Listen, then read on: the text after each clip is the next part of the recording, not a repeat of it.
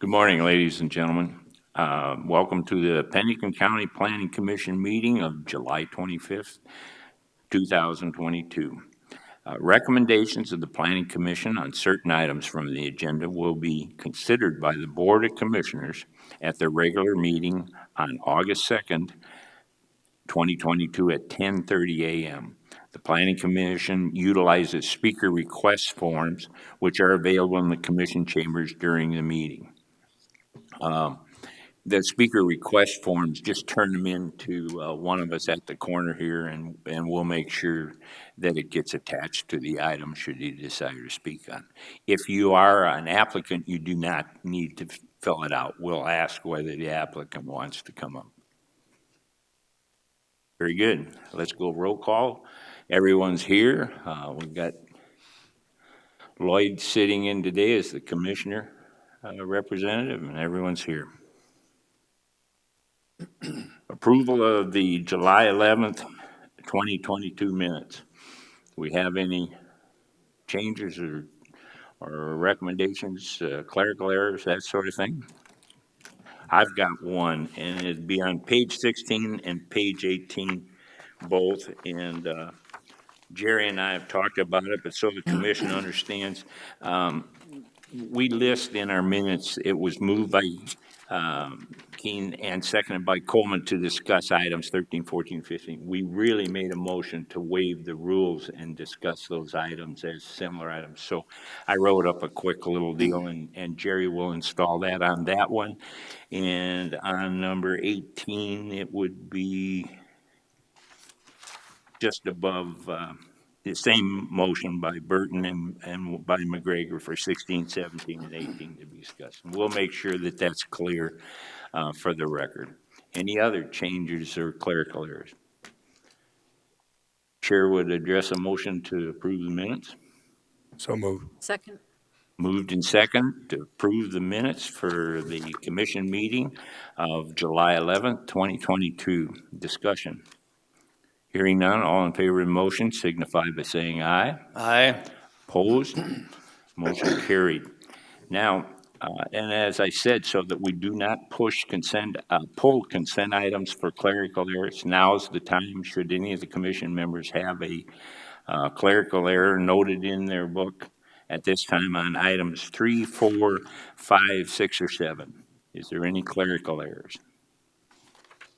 All right, hearing none, then we're going to go on and approve our agenda as written. Does anybody have any questions on the agenda as it's submitted? Hearing none, the chair would address a motion to approve the agenda. Move approval. Second, is there a second? Second. Moved and seconded to approve the agenda as submitted. Discussion. Hearing none, all in favor of the motion signify by saying aye. Aye. Aye. Opposed? Motion carried. Thank you. Now we're on consent. Good morning, Commissioners. Brittany Molitor, Planning Director. The following items have been placed on the consent agenda for action to be taken on all items in accordance with staff's recommendation by a single vote. Any item may be removed from the consent agenda by any planning commissioner, staff member, or audience member for separate consideration. The findings of this Planning Commission on certain items from this agenda are recommendations to the Pennington County Board of Commissioners, who will make the final decision. Item number 3 is conditional use permit review CU 1023, Reynolds and Livingston LLC, to review a recreational vehicle park with 4 RV sites in a highway service district. And staff is recommending to continue the review of conditional use permit CU 1023 to the August 8th, 2022 Planning Commission meeting. Item number 4 is conditional use permit amendment review CU 1037 for Larson Revocable Trust, Neil Larson, to review a caboose to be used as a seasonal cabin in a rural residential district. And staff recommends approval of the extension of conditional use permit CU 1037 with conditions. Item number 5 is conditional use permit review CU 1518 for Rapid Valley United Methodist Church to review an illuminated existing on-premise sign within 1,500 feet of a residential district. And staff recommends approval of the extension of conditional use permit CU 1518 with conditions. Item number 6 is conditional use permit review CU 1732, Charles Farren, to review living in an existing single-family residence while constructing a new single-family residence and allow the existing single-family residence to remain as storage in an agriculture district. Staff recommends to end conditional use permit CU 1732 with the applicant's concurrence. And finally, item 7 is conditional use permit review CU 2019 for Heather and Aaron Mills to review a home occupation, a one-chair hair salon in a suburban residential district. And staff recommends approval of the extension of conditional use permit CU 2019 with conditions. Thank you, Brittany. Is there any items that the staff would like pulled No, from the not at this consent time. calendar? Same for the commission. Is there any item that a commissioner would like to pull? 3, 4, 5, 6, or 7 from the consent? Same for the audience, the public. Any item you would like to pull from this to discuss? Hearing none, the chair would take a motion to approve the consent calendar. I so move. Second.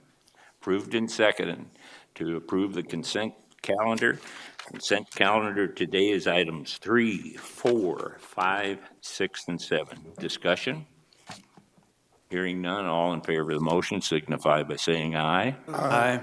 Opposed? Motion carried. On to item number 8. Cody Stack, Environmental Planner. Item 8 is conditional use permit CU 22-34. It is to allow a vacational rental on the subject property. The applicant and landowner is Joseph Wright, Wright Shed Company. The location of the VHR would be 165 Brenner Pass. It involves 1.07 acres. Current zoning is suburban residential district with an existing land use of residential, and there is no special flood hazard area on the property. When considering conditional use permits, the planning commission may consider the 7 criteria. They are on the board. I'll read the answers aloud. Number 1, no. A vacation home rental takes place entirely within an existing residence. The requested use should not be detrimental or endanger the public health, safety, or general welfare. Number 2, no. A VHR is considered a residential use. This requested use should not change the residential use of the property or have any long-term negative effects on use of enjoyment of other properties in the immediate vicinity. Number 3, no. The requested use should not affect the normal orderly development or improvement of the surrounding properties in the area. Number 4, yes, all necessary utilities are in place. Number 5, yes, access is off Brenner Pass via an existing approach. The requested use should not significantly affect the traffic congestion. Number 6, yes, the property is zoned suburban residential district, and approved CUP is required to operate the VHR in the zoning district. And number 7, yes, the future land use is rural residential district, allowing the CUP should be consistent with the current comprehensive plan. Currently on the property, there's a single-family residence, and it's on the Edelweiss Lagoon system. This was read around for interdepartmental review. There were no objections or concerns that were received. On July 20th, 2022, staff performed a site visit and found there were smoke detectors in the bedroom and the loft, and the fire extinguishers were on both levels. And staff has not received any comments or concerns from neighboring properties. So with that, staff is recommending approval of conditional use permit 22-34 with conditions. Questions for Cody? Yes, I've got a question, and I'm probably missing something, but a bunch of the forms that were filled out were back in January, February of '21. Yes, so this morning I put an additional packet on everybody's got chair. That is the correct information. I noticed it this morning. So that information that's in that packet that you have in your hand is the information for this This will take property care and of this that. request. Okay, great, all right. Additional questions for Cody on this one? Cody, I've got one. I think we can drop condition number 3 on page 2 of 4 because 14 and 15 cover it. Okay. Commission know what I'm suggesting there? Condition number 3 is already covered by 14 and 15. Additional questions for Cody? Mr. Chair. Yes. Cody, on the handout that you gave us, it talks about hydrants. Can you give me the definition of that? Is that hydrants or fire extinguishers or? So it's fire extinguishers. They're required to have one on every level of the house, Okay. and he has one on both levels. Is your applicant here? Yes, he is. If there are any questions, Would they like to speak or not?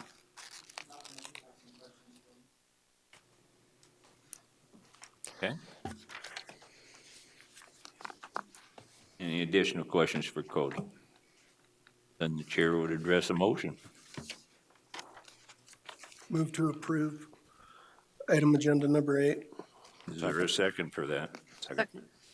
Moved and seconded to approve conditional use permit CU 22-34 with B 16 conditions. No. Mr. Chair, Yes. just want to add with your omission of item 3, Excuse me? with your omission of Okay. Item Yes, it number would end 3. up with the 16 conditions rather than the 17 by omitting 3. That is correct. I should have mentioned that. Thank you. Any other discussion? Hearing none, all in favor of the motion signify by saying aye. Aye. Opposed? Motion carried. On to item number 9. Good morning, Commissioners. Madison Ransom, Environmental Planner. Agenda item number 9 is conditional use permit CU 22-35 to live in a mobile home while building a single-family residence on the subject property. The applicant is Jeff and Leah Lick. They are in the audience if you have any questions. The location is 15307 225th Street. The size is 40 acres. It's currently zoned agriculture district.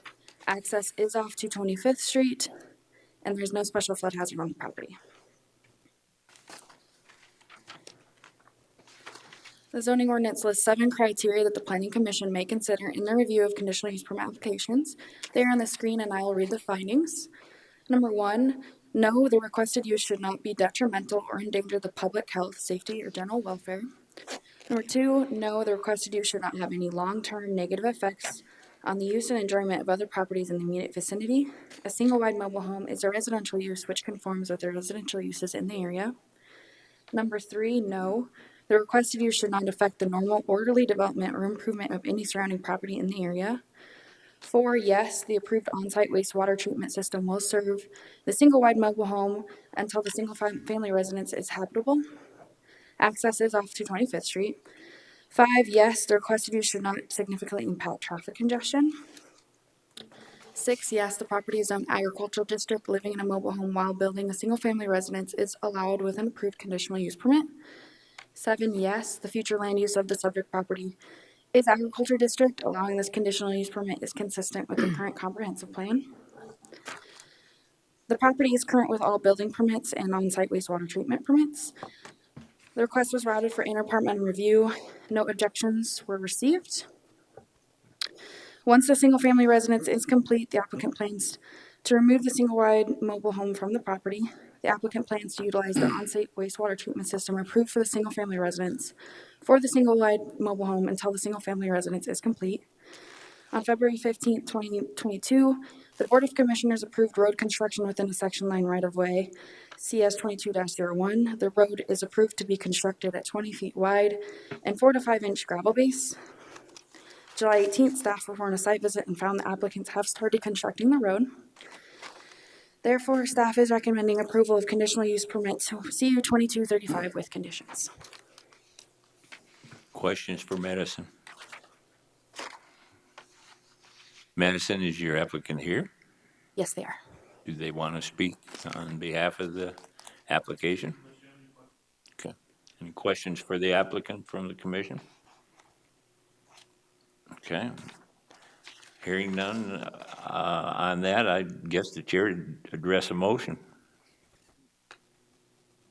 I'd move approval of, what item are we on? Item number 9. Correct. A second? Second. Moved and seconded to approve per staff's recommendation, conditional use permit 22-35, I believe 7 conditions. Discussion. Hearing none. All in favor of the motion signify by saying aye. Aye. Opposed? Motion carried. On to item number 10. Good morning, Commissioners. Item number 10 is preliminary plan PPL 22-35 for Caputa Acres LLC. The surveyor and applicant is DC Scott Surveyors Incorporated.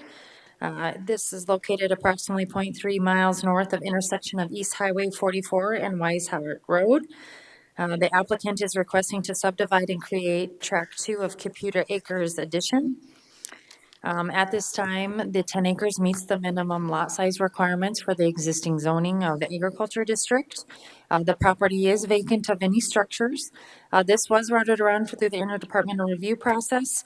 There was a couple items of concern that the road within the section line right-of-way, Wise Heart Road, be constructed to the standards in Table 1 of the subdivision regulations in Ordinance 14. They did file a road construction within a section line right-of-way with the Board of Commissioners that was approved. However, they need to submit a subdivision regulations variance if they do not want to build to ordinance 14 standards. One other item is the certificates on the plat need to be updated to be in accordance with the new subdivision regulations. With that, it meets all the criteria for the preliminary plan, so staff is recommending approval of preliminary plan PPL 2235 with conditions. Questions for Brittany? Brittany, I just said, it said an approved variance has not been obtained for the requested road width of 17 feet. Is that, I assume, what they're requesting in regards to the road construction? Yes, they would like to do it at 17 feet. In order to do that, they would have to do a subdivision regulation variance in front of the Board of Adjustment. So that application has not been submitted at this time. There is a condition in here that they would either have to meet the ordinance 14 requirements or get the variance in order for the plat to be filed, so. And that 17 represents 17 feet versus a normal 24. Correct. Thank you. Any other questions for Brittany? Okay, y'all. No, but that's fine. Let's go through them and then we'll have you come up and introduce yourself just for the record. Anything else for Brittany on this? Thank you, Brittany. Yes, sir. Yeah. I have to have you come up to the mic and introduce yourself just for the record, please.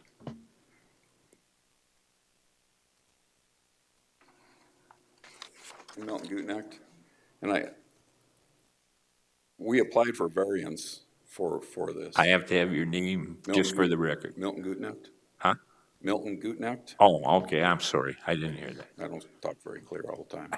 So anyway, Thank you, we Milton. did apply for variance on that, 17 feet and 600 feet from where up the section line, and that was approved on, I believe, the May 3rd County Commissioners meeting. So I guess I'm kind of confused here as what's not been done, what needs to be done. So.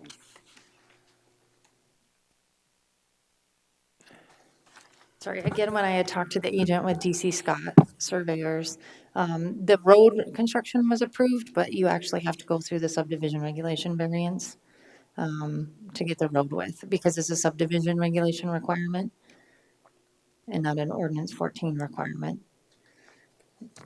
So even though the county commissioners approved the 17 feet. They approved the road construction, not the That's 17 waiving feet. of the, I would have to look at the minutes, but they do require a subdivision regulation variance in order to do guess I that, didn't- because it's part of this subdivision. I guess I didn't get my question answered. Oh. I'm sorry, I just don't understand the whole process here. Pennington County commissioners approved 17 feet, 600 feet long. That was prior to the plat being submitted, so that was just for the road for the access to the existing. We were encouraged to wait to get this. I don't know, you guys are sending us mixed messages. When I had talked to Mrs. Scott with Dean Scott Surveying, she had told me she had. And I appreciate Miss Scott, what she's doing, but I asked Miss Scott to kind of, because I'm getting stuff from her, I'm getting stuff from you guys. She is our surveyor, they are, and they do a good job. But I'm kind of left in the dark here. It's like, oh, you have to do this, then you have to do that. We got the approval, we built it, it's built more than 17 feet wide, and to say a road is constructed out there is really a stretch because it was there. It was a matter of blading it off and putting some gravel on it. It used to be a road there. So there's no drainage issues, there's no erosion issues. And if you go out there now, you're hard pressed just about to tell anything was done because it's growing over already on the shoulders. So Brittany, if I need yes. another Milton, variance. one question. Milton, does the road make 24 feet? You said it's No. wider than the 17. It doesn't make About 24. 20, and I had visited with, I forget the names of, 24 feet, isn't that for a traffic count of so many vehicles a day or more? No, that's not ordinance No. 14 minimum. That's what I was gonna explain. What, I mean, there is a road, can you pull up Boys Heart Road there?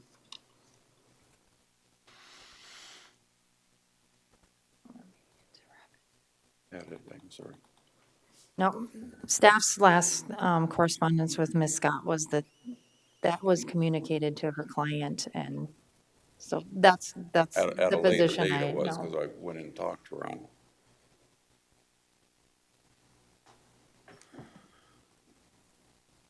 while she's doing that, Milton, what my question would be is, do you understand, though, that if you don't have that variance on record, then you're sitting there with a door open? The variance from the county. We applied No, for because it variance. says there has to be a variance when it's less than 24 feet. It's that Applied simple. for that, and when it was It approved, doesn't sound like that. It sounds like you applied for your construction. we applied for variance. Okay. And it was approved at May 3rd County Commissioners meeting. Okay, Weishart Road from 44. Where are you at there? It doesn't hardly show 44. Okay, it's your Yeah. guys' computer, I'm sorry. Where's 40, okay. Okay, I'll go back towards 44, if you would, please. Okay, from 44 up a little bit now. Okay, that's like where it branches off there, them two properties. From there south, that's less than 16 feet. And that's existing. And what they're asking me to do now is go 24 feet. And I get some question, well, we don't have 24 feet, and that's for one resident back there. Why the 24 feet? If they develop their property, they'd be asked to do 24. That's what the If they- ordinance states. Excuse me, Okay. Milton, but you're beating your head against the wall, and I can't help Okay, you. let's go back to the May Now, 3rd let me meeting. finish, please. Okay, Please. If it's not 24 feet, then it doesn't meet the ordinance, and it has to have a variance, not just a construction approval, a variance we request. applied for a variance. Okay, I'm going to suggest that we continue this till it's cleared. If we can't, we don't have any variance approval in our minutes right now. Yes, I did. The state's attorney and us looked up the minutes from the May Okay. 3rd meeting. There was no waiver or variance submitted. It was only road construction and the section line right Okay. away. Based on that recommendation, So we why did better. I guess that's not gonna get cleared up here. Who do I need to visit with after this meeting? Because there's definitely some confusion here. Okay, the variance would come through the planning department. Okay, I'll also visit with them.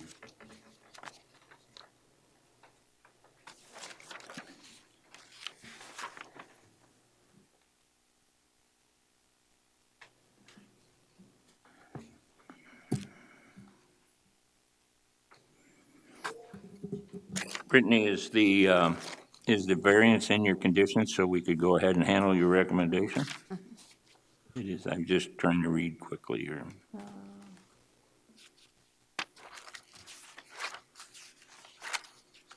Yeah, it's condition number 3. 3? Okay.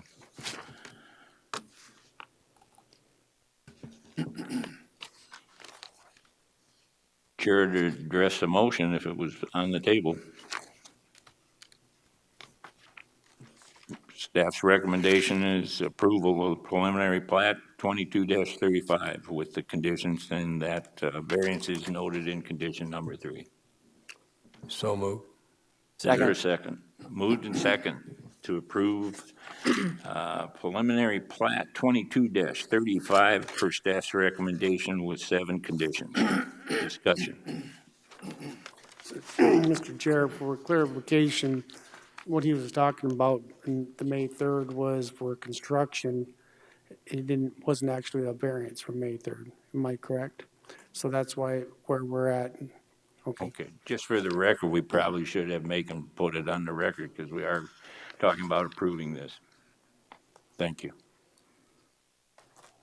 Thank you, Megan. Megan Kruger with the State's Attorney's Office. So I've looked through the minutes, the agenda, and the conditions from May 3rd. And I don't see any variance request from this applicant. The only request that they made was road construction within a section line. Thank you. That's what was Does approved. that answer your question, Yep. Lloyd? I just wanted to be clear. It's just a matter of an additional paperwork item here. Everybody getting their head on the same page, I would say, at this point in time, from a discussion point, that's all I'd ask. Okay. Any other discussion? I have a question, I Go guess. ahead. I can understand maybe why he's confused. If you're approved for road construction in a section line, and you talk about the 17 feet, I mean, it's understandable why you'd be confused. Why wouldn't you do both at the same time?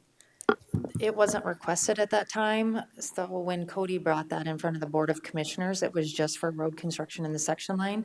The conditions for that road construction in the section line was that they were built to ordinance 14 standards. Typically what happens, or what previously happened before the new ordinances went into effect, was that they got a waiver or an exception through the board for the ordinance 14, but because it's part of a subdivision requirement, because they're subdividing the property, it's a subdivision regulation. So, does that make sense? Sort of. Not if I were the applicant, probably, but okay. Yeah. Sure. You can come back up, Milton, sure.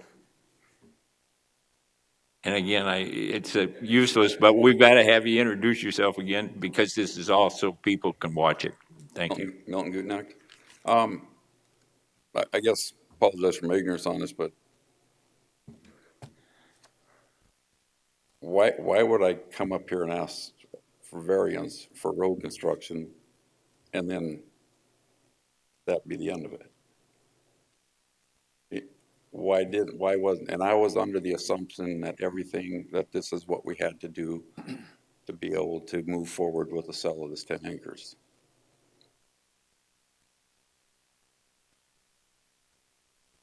And we were encouraged to hold off because the new ordinance or the new whatever went into effect was going to make this process a lot easier. You just stated that prior there would have been a waiver of some sort. I don't totally understand that. But apparently the new deal, it didn't make it easier. It just made it like you got to do it again. You got to do it once. And then why would they approve me for 17 foot if they know what I'm doing and they know I'm going to have to come back and then change it to go to 24 feet? I don't know if it was communicated to the board at that time that you were going to build to less than ordinance 14 standards. So I think this is something that we could probably talk to DC Scott Which board? about. The Board of Commissioners, when they approved your road construction. It says 17 feet on there. Sorry, no, it doesn't. Megan Kruger with the state's attorney's office. What the conditions are, it says that the road be constructed to ordinance 14 standards or the applicants obtain an approved subdivision regulations variance. That's what it says. The original application that I filled out was 17 feet wide, 600 feet long. Do you have a copy of that now? It's available online. Okay, can we pull it up? So just for clarification, when I had talked to Kathy Scott, she had communicated to me, I have emails too that I can forward on to you, that she had let Mr. Connect know that it was a requirement and that hadn't been done yet. So I have those emails if needed, and I can forward them to you. And that was, That's where staff, because that paperwork was never submitted, we can't process applications in front of the Board of Commissioners unless we actually receive an application. Understood. Mitch, I've got a question for you. Would you rather, you apparently have some questions about the order and whether documents were submitted and what they say. Would you rather have this continued than approved? You tell me. I'm not sure what you're asking me. I'm saying that we can continue this as well to the next meeting, so that there is a chance for you to review the documents that were submitted to the Board of Commissioners that they're talking about, as well as the recommendation from the Board of I Commissioners. would like them to pull up the original application if they have it. Okay, because I wrote on it, and that was with Cody that I filled it out. That was stated 17 feet wide. Okay. And the reason I did that is because that was wider than what was leading up to it. Okay, to be more specific, our motion is to approve this, but it does include the request for a variance if you don't build the 14 standards. Now, would you rather have us not vote on that motion, rather have us continue it? I guess I want to be, So if so you that you vote have on this your now- opportunity to look at what you want to. Vote on this now, so then I gotta come in and apply for a variance? That's the way the conditions are, Is that correct? Is that what's being said? Correct. Or you could prove that they could work it out. Yes, you could work it out afterwards too, but it does, our recommendation is going to include that you build to ordinance 14 standards or apply for a variance.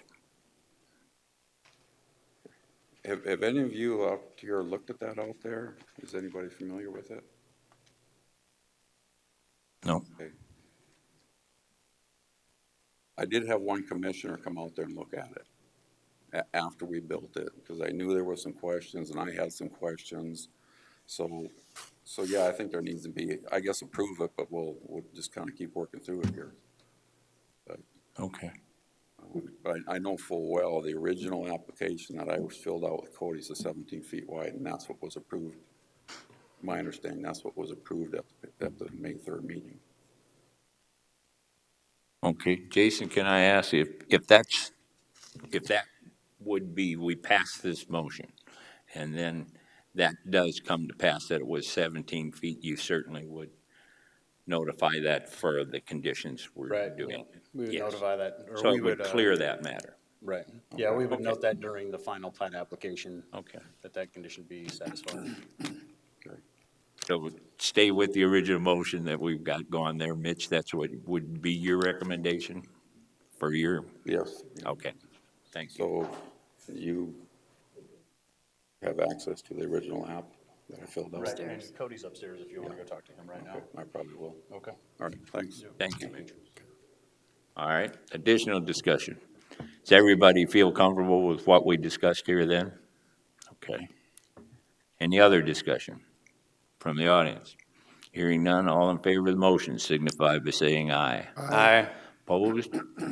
Motion carried. On to item number 11. Morning, Commissioners. Jason Fennison, Assistant Planning Director. Agenda item number 11 is Comprehensive Plan Amendment 2216. The applicant is Frankie Baldwin. The owner is Deborah Ashlock. Their agent is Jeff Howe of Howe Surveying. Location of the property is 15220 225th Street. This is kind of a unique property. Half of it, or more than half, is in Pennington County. The other half is in Meade County. So the portion that we're talking about for the comprehensive plan amendment right now is 3.56 acres. That's in Pennington County. It is currently zoned agriculture district. Existing land use is residential. Access is off 225th Street. There's no special flood hazard area on the property. When considering rezone or comprehensive plan amendment requests, we do look at current and future land use within 1/2 mile. You can see current on the left-hand side of the screen, future land use is identified on the right. Both are the same, Meade County to the north and agriculture in light green down below to the south, east, and west. We also take a look at infrastructure. There's a private on-site wastewater treatment system currently on the property, and access is provided off of a driveway from 225th Street. Request was sent for interdepartmental review, and there were no objections or concerns received. Again, the property lies within Meade County and Pennington County. Lot lines are being reconfigured through the planning process in Meade County. You can see here the existing lot is on the left in blue, and the proposed lot is on the right in red. Acreage stays the same. Basically what they're doing is shifting on the proposed lot, reconfiguring that lot line to provide a flagpole type access to the remainder of this lot here, instead of having an easement across the current property. So in total, the proposed parcel is 6 acres, which is appropriate for a ranchette zoning district. Approval of this request will allow the planning process to continue. The applicant has also requested to change the parcel zoning designation under rezone 22-22. Request to rezone or to amend the comprehensive plan appears to be in harmony with current zoning, future land use designations, and the comprehensive plan view to 2040. With that, staff recommends approval of comprehensive plan 22-16. Okay, before we open it for questions, Mr. Commissioner Chair. Lewis, I request we waive the rules. We discuss similar items on 11 and 12. I realize we'll vote separately, but we will discuss 11 and 12 together. is there a second to that motion? Second. Okay, that motion requires a 2/3 approval, so discussion. Hearing none, all in favor of the motion signify by saying aye. Aye. Opposed? Motion carried. We will now discuss items 11 and 12 together. They still will be voted on separately per the agenda listing. Thank you. Go ahead. Questions for Jason, I guess, on both items.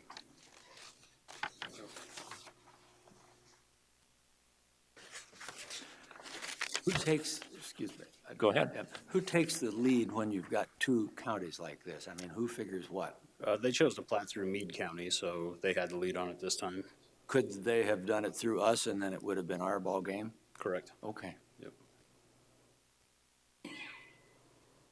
And this will only affect, Jason, which does it affect, the 3.56 or the 2.44? 3.56. Okay. Thank you, Jason. Additional questions for Jason? Just for the record, is your applicant here? I don't believe so. No. Okay. Any additional questions? Any discussion? Chair would be, address a motion. Move approval of 2216. Second for that motion. Second.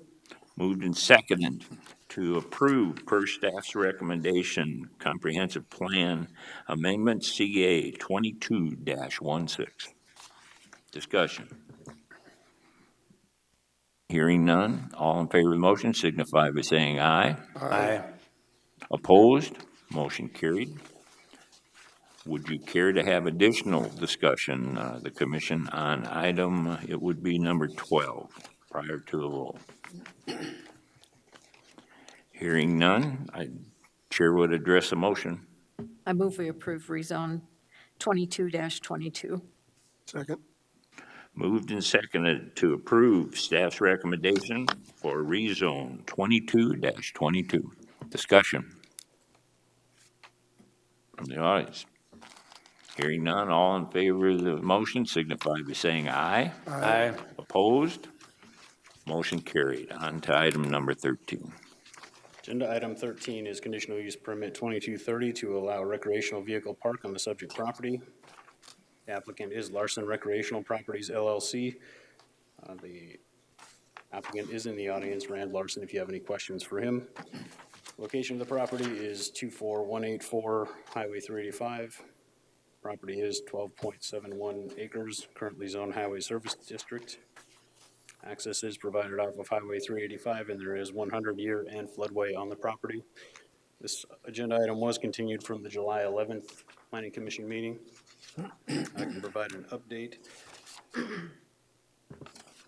of what's happened since then. On July 13th of this year, staff accompanied Commissioner Hadcock on a site visit to the subject property to speak with the property owner, Rand Larson, and discuss the following items. Number one, installing an early warning system for flood conditions. Number two, conducting a detailed flood hazard study. And number three, making payment of the penalty fee for operating an RV park without an approved conditional use permit. The applicant did provide payment for that penalty fee, and the applicant is here to discuss the other two items. Very good. Thank you, Jason. Questions for Jason? I have a question, Mr. Chair. Number two, Jason, conducting a detailed flood hazard study. What does that entail? What is that? It's more or less going out and taking a look at the topography, taking detailed measurements based on the peak flow of the flood hazard area out there and the creek that comes by, and actually tightening up FEMA's lines that they have drawn on their maps. They didn't go out and conduct those boots on ground surveys of topography in the area when they drew those lines. So they kind of leave that onus on the property owner to go out and change their minds, I guess, through detailed analysis. So if we did, who would do the flood hazard study then? actually who do the final thing. So the applicant, typically, they either hire a surveyor or an engineer to go out and do that. So if they did that, or should we wait until we get the information back from them before we go any further? I mean, what position are we put in on this? So that would give you a better idea where the hazards are on that property as far as the special flood hazard area and the floodway. It's not going to eliminate it, but it would give you a better idea where it really is versus where FEMA identifies it. Right. I would let the applicant and his surveyor engineer speak on that. Additional questions for Jason? And what would the early warning system consist of? Again, I'll let the applicant speak on that. That's a good question, Karen. Thank you. Just a second, please. We'll finish with Jason. Let's leave you in on deck circle, so in case we need some more recommendation. But I know the applicant would like to say a few words to the commission before we go on here. Thank you. Yep, you bet. And these are some photos from that site visit with Commissioner Hadcock. So you can see they have done some dirt work out here. They've put in some hydrants. Looks like they're putting in some utilities for the on-site wastewater treatment system. You can see the existing RV park here to the south. This is a little bit closer view of the creek. Closer still. And from that location, this is looking to the north. You can see topography likely plays a role in here versus what the FEMA map identifies. Okay. I believe that's it. Well, we definitely may want to call those up again, especially while the applicant Sure. and his representatives are here. Thank you, Jason. Mm-hmm. Yes, sir. Please come up and introduce yourself just for the record, and then go on about your. Yes, what I'm you'd like to Rand say. Larson, and I'm the senior owner, I guess would be the best way to put it. First, I'd like to just make quick 3 points. As we've seen this morning, the understanding of all the conditions and all the rules and regulations can sometimes be overwhelming. That was the case. We have a gentleman that one of my son's best friends that we brought in as a partner. He built water treatment plants in the state of Colorado and had large crew that reported to him. And if there's anything that I wish you knew about him, he is the most precise, persnickety, difficult at times. He wants it done the right way, and I think Jason would adhere to that. So that's the first thing. We did not understand the difference between not rentable sites and sites that staff lived in. So the sites that were in question are staff only. They're not rented, never intended to be rented. So it was our mistake. I don't think we put our best foot forward, but I can tell you it was an honest mistake. And I've had the experience to build a number subdivision, a large subdivision, and a surgery center, and you don't do those things in a very difficult state unless you follow the rules. So that is my intent as a senior owner. I can tell you the transparency that we offer is complete. Secondly, I just want to thank this board. I think the fact that we were able to have 2 commissioners on site in just a few days after the meeting. The call I made was on Tuesday. Wednesday, Deb Hadcock was there. And on Thursday, the county commissioner, the chair, was there. So I really appreciate that. The third thing I'd have you know is our property was plagued with bad owners for some time. Alienated the neighbors, didn't work well with the neighbors, did things that were questionable, whether or not they had permits for certain things, and we inherited that. But what we've worked really hard in the last 4 years is turn people's attentions to a different way of running a business. And we have the respect. To our south, we have Bob Lowy, who's the economic development head of Hill City. Our other neighbor to the south, Rob and Joanne Hoffman. To the north, we have Alexander Drilling Company. And then we have Creekside RV Park. And across the street, we have cabins with Rushmore. Out of the 20 letters we sent out, we had one person complained. And to be real candid with you, I think his complaints were valid. They just weren't us. They were 3 owners ago. So I had a good conversation with him, understand his needs, have invited him down to show him the property. He ended up actually saying, I'm really impressed with what you've done. So just to kind of give you a idea. The last thing I would say to you is we understand that there's a difference between following excellence and going for money. If you think we're after money, you've got the wrong people. We are trying to do something very different, and Ron saw that. I think Deb and Jason saw that. So no matter what this board does, I just want you to know that our mission statement is to provide a different experience for the camping. This particular space, Jason, if you could go back to the creek shot, I don't know how to change the pictures. If you do the one where, one more, yeah, that one, okay. I'd like to bring a little history into play, and I do, as I said earlier today before the meeting started, I have Elmer Claycomb, who is an engineer of very high regard in the state, probably the most knowledgeable person about floodplains and FEMA that you could find in the state, and he is here today. But I just want to go on record for a little bit. The campground has been a campground for almost 60 years. And in that time, not one building has ever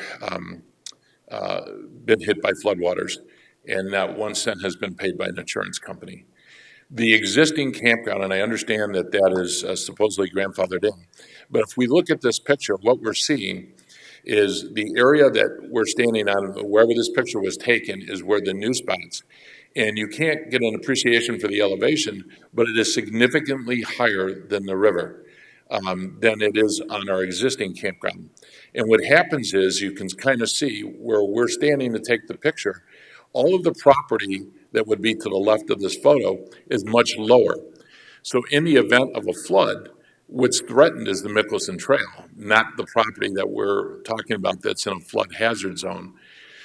When the last flood that touched the campground was in 19, just 2-3 weeks before we purchased it. And what happened was the culvert was insufficient to handle the load. And it was a 24-inch culvert and it clogged. And so when it finally burst, it brought a rush of water, and it knocked out the Deadbrook Bridge. And Mr. Raga's concern was that was very upsetting when you can't get to your house, and I think we all understand that. The prior owners did replace it. We actually would like permission, and we will apply to put a large box culvert in that it would be almost impossible for it to clog. So just to give you a kind of an understanding, where we're at on this property is much higher. And the reason we're developing this property is important as well. There is a scarce lack of what you want to call pull-through sites. And Hill City's becoming the de facto head of the ATV side-by-side business. And those people that come with those don't want to back up. They have problems backing up. So these are pull-through sites. They're very long sites. They're wider than other campgrounds. And so we really are trying to service a different type of customer. We've taken out over 100 sites. We've taken sites that we couldn't make wider because of the trees, and we won't take down a tree. We take the sites, they used to back in, there'd be a site here and a site here, and you'd back in each way. We took the small ones out and made them one long one. So again, I would hope you'd appreciate our overall plan is to provide something different than already exists in the area. In terms of the flood, I think the best thing that this commission did was start asking the question, how do we promote safety in a tourist area? Obviously, for us as an owner, if anything negative happened, it's reflected on us. It not only affects our insurance, but it affects our customers. And the reason we're doing well this year is we built in 4 years a returning clientele, many of which are from Rapid City and Spearfish, believe it or not. It amazes me. So we're vested in making sure that we don't have any problems. Traditionally, the flood season, there are exceptions, but usually comes April, May. We're not very busy in May. That's the month that we do a lot of repairs and upkeep. And it's in our best interest during those months to not rent those sites that would be in question. It just doesn't make any sense. We're 20% capacity in the month of May, early June. We start to get busy around the 15th of June. So we have no problem watching the waters, watching what's happening in rain. On our property, we are very fortunate to have some really good summer staff. I have 2 highway patrolmen retired from California, 2 CHIPS officers, one of which was a training for riding and evacuations of communities. So I'm going to give you what I think is probably the first time that anybody in Pennington County has prepared a plan. I only have 6, so hopefully we can share.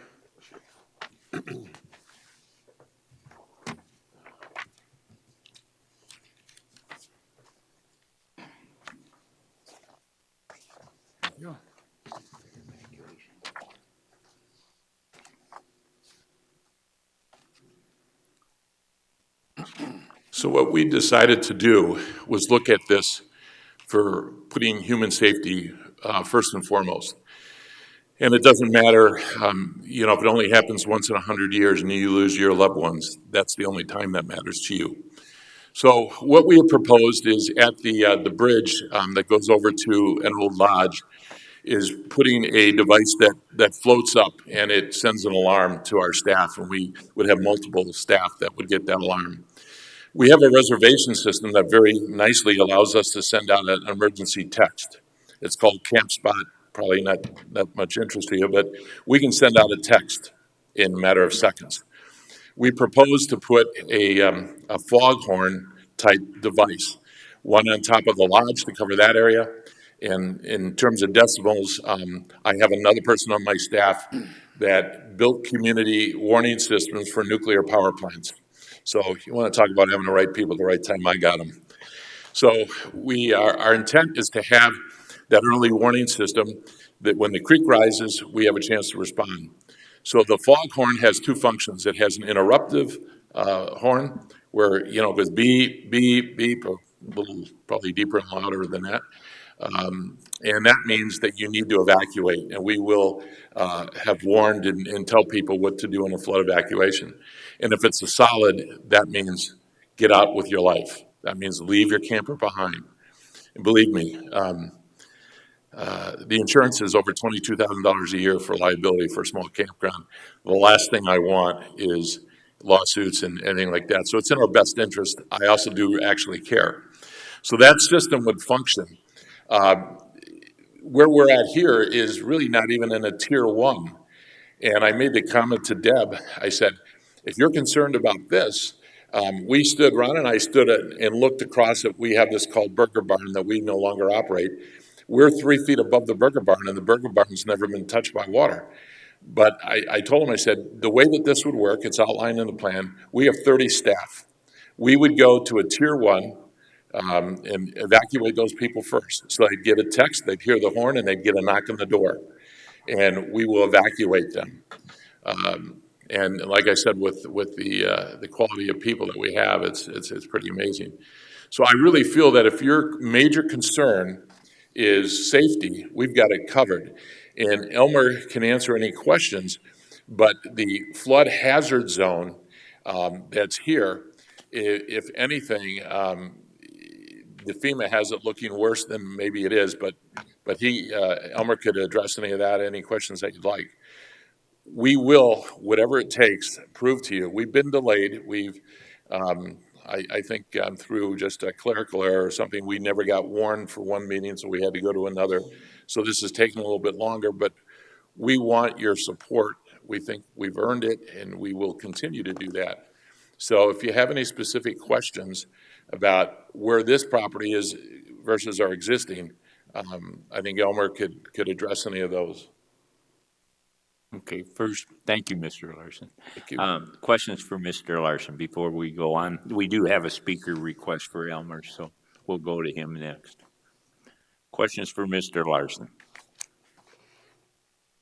Mr. Chair, Oh, do you have any pictures of the creek from this morning? From this morning? Yeah. After last night's raid? I left at about 7 a.m. So because I'm one of those compulsive people that doesn't like to be late, and I think you'd attest to that. I was down here half hour before, just who I am. No, I don't. To me, it's a concern, but I'm much more concerned about fire. To be honest with you, I'm much more concerned about fire. And I look at someplace like the KOA Palmer Gulch, and I go, they got one road in and one road out for RVs. They got a fire. What in the hell do they do? So I want to address any of your concerns, but to me, it's not my top concern. I think fire is a huge concern to me. Any other questions for Ms. Waters? Lars, phase one, I have no problem with. It's the phase two. Phase one, I'd give you the okay today. Phase two, irregardless of what you're doing with all this, I've been through enough floods in that area that it scares me. Yeah. And yes, I'd like to hear from the other gentleman, but just for your information, I think phase one looks pretty good. Okay. Phase two, again, we will be higher than our existing campsites. So the elevation is higher there. But one of the things that has made, I think, our campground so different and really impressed Ron when he came out, because he'd appraised it twice before, was that we have tried we don't have any septic near the creek, but we have sites that people can actually hear the water flow by, and they really enjoy. But again, during the peak times, I have no problem having a policy that says we've had this much rain or whatever. I'm not sure of all the flood warning systems that are available from Pennington County. We don't have any problem not renting those during May. I'm not going to give up a cent because it's just not a very busy time for us. So I think we could address that. We are asking for approval of the whole plan. And by the way, we've had to deal with everybody from EPA to South Dakota Department of Health, the state for the septic. And I think the septic is a key point. Right now, we get pumped out. And you could say to yourself, if you own this beautiful piece of property and at what real estate is going for today, why would you take such a huge portion of it and make it a septic field? And that's exactly what we did. And you can't put campsites on top of that, but it's the best way to do it. So I would be more than glad to work with you to show you, and we could earmark those sites for no rental during the flood zone. We have no problem with that whatsoever. Usually, you don't put the closer to the creek tend to be smaller. You're not putting 45-foot RVs in there. So I told Deb Hadcock that I thought we could evacuate the property, tier one, in 15 to 20 minutes, and she just kind of shook her head. And I said, I think we can prove that to you. So that's what our plan, if you take a look at it, I really think we can do that, but I'd be more than glad to address that with you. With any other questions or? Additional questions for Mr. Larson? I had one. You said you thought just off the end of your thumb, we don't have elevation charts to look at, but phase two is actually a tad taller or height-wise, altitude-wise, I guess. It's all higher than our existing sites on our current campground. All right, now I understand what you meant. Yeah, and so if it's, what I said to Deb was, I said, if you're concerned about this, then you ought to close this down for the other, because that's a real concern. And that's why nobody asked me for an evacuation plan. I'm saying logically, there's a concern. Let's address that concern. And that's why I put had the professionals put together the evacuation. Okay. But I think Elmer, we had 2 weeks to prepare for this meeting. A FEMA study is very expensive, and we've already had cost overruns that are a little bit more than you'd want to care about. But I think Elmer can explain why he believes these are safe sites.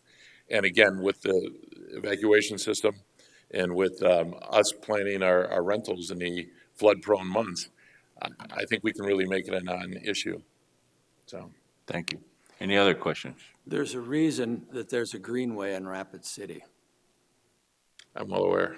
Right after the flood, when we moved in, we walked along the creek and we saw foundation after foundation.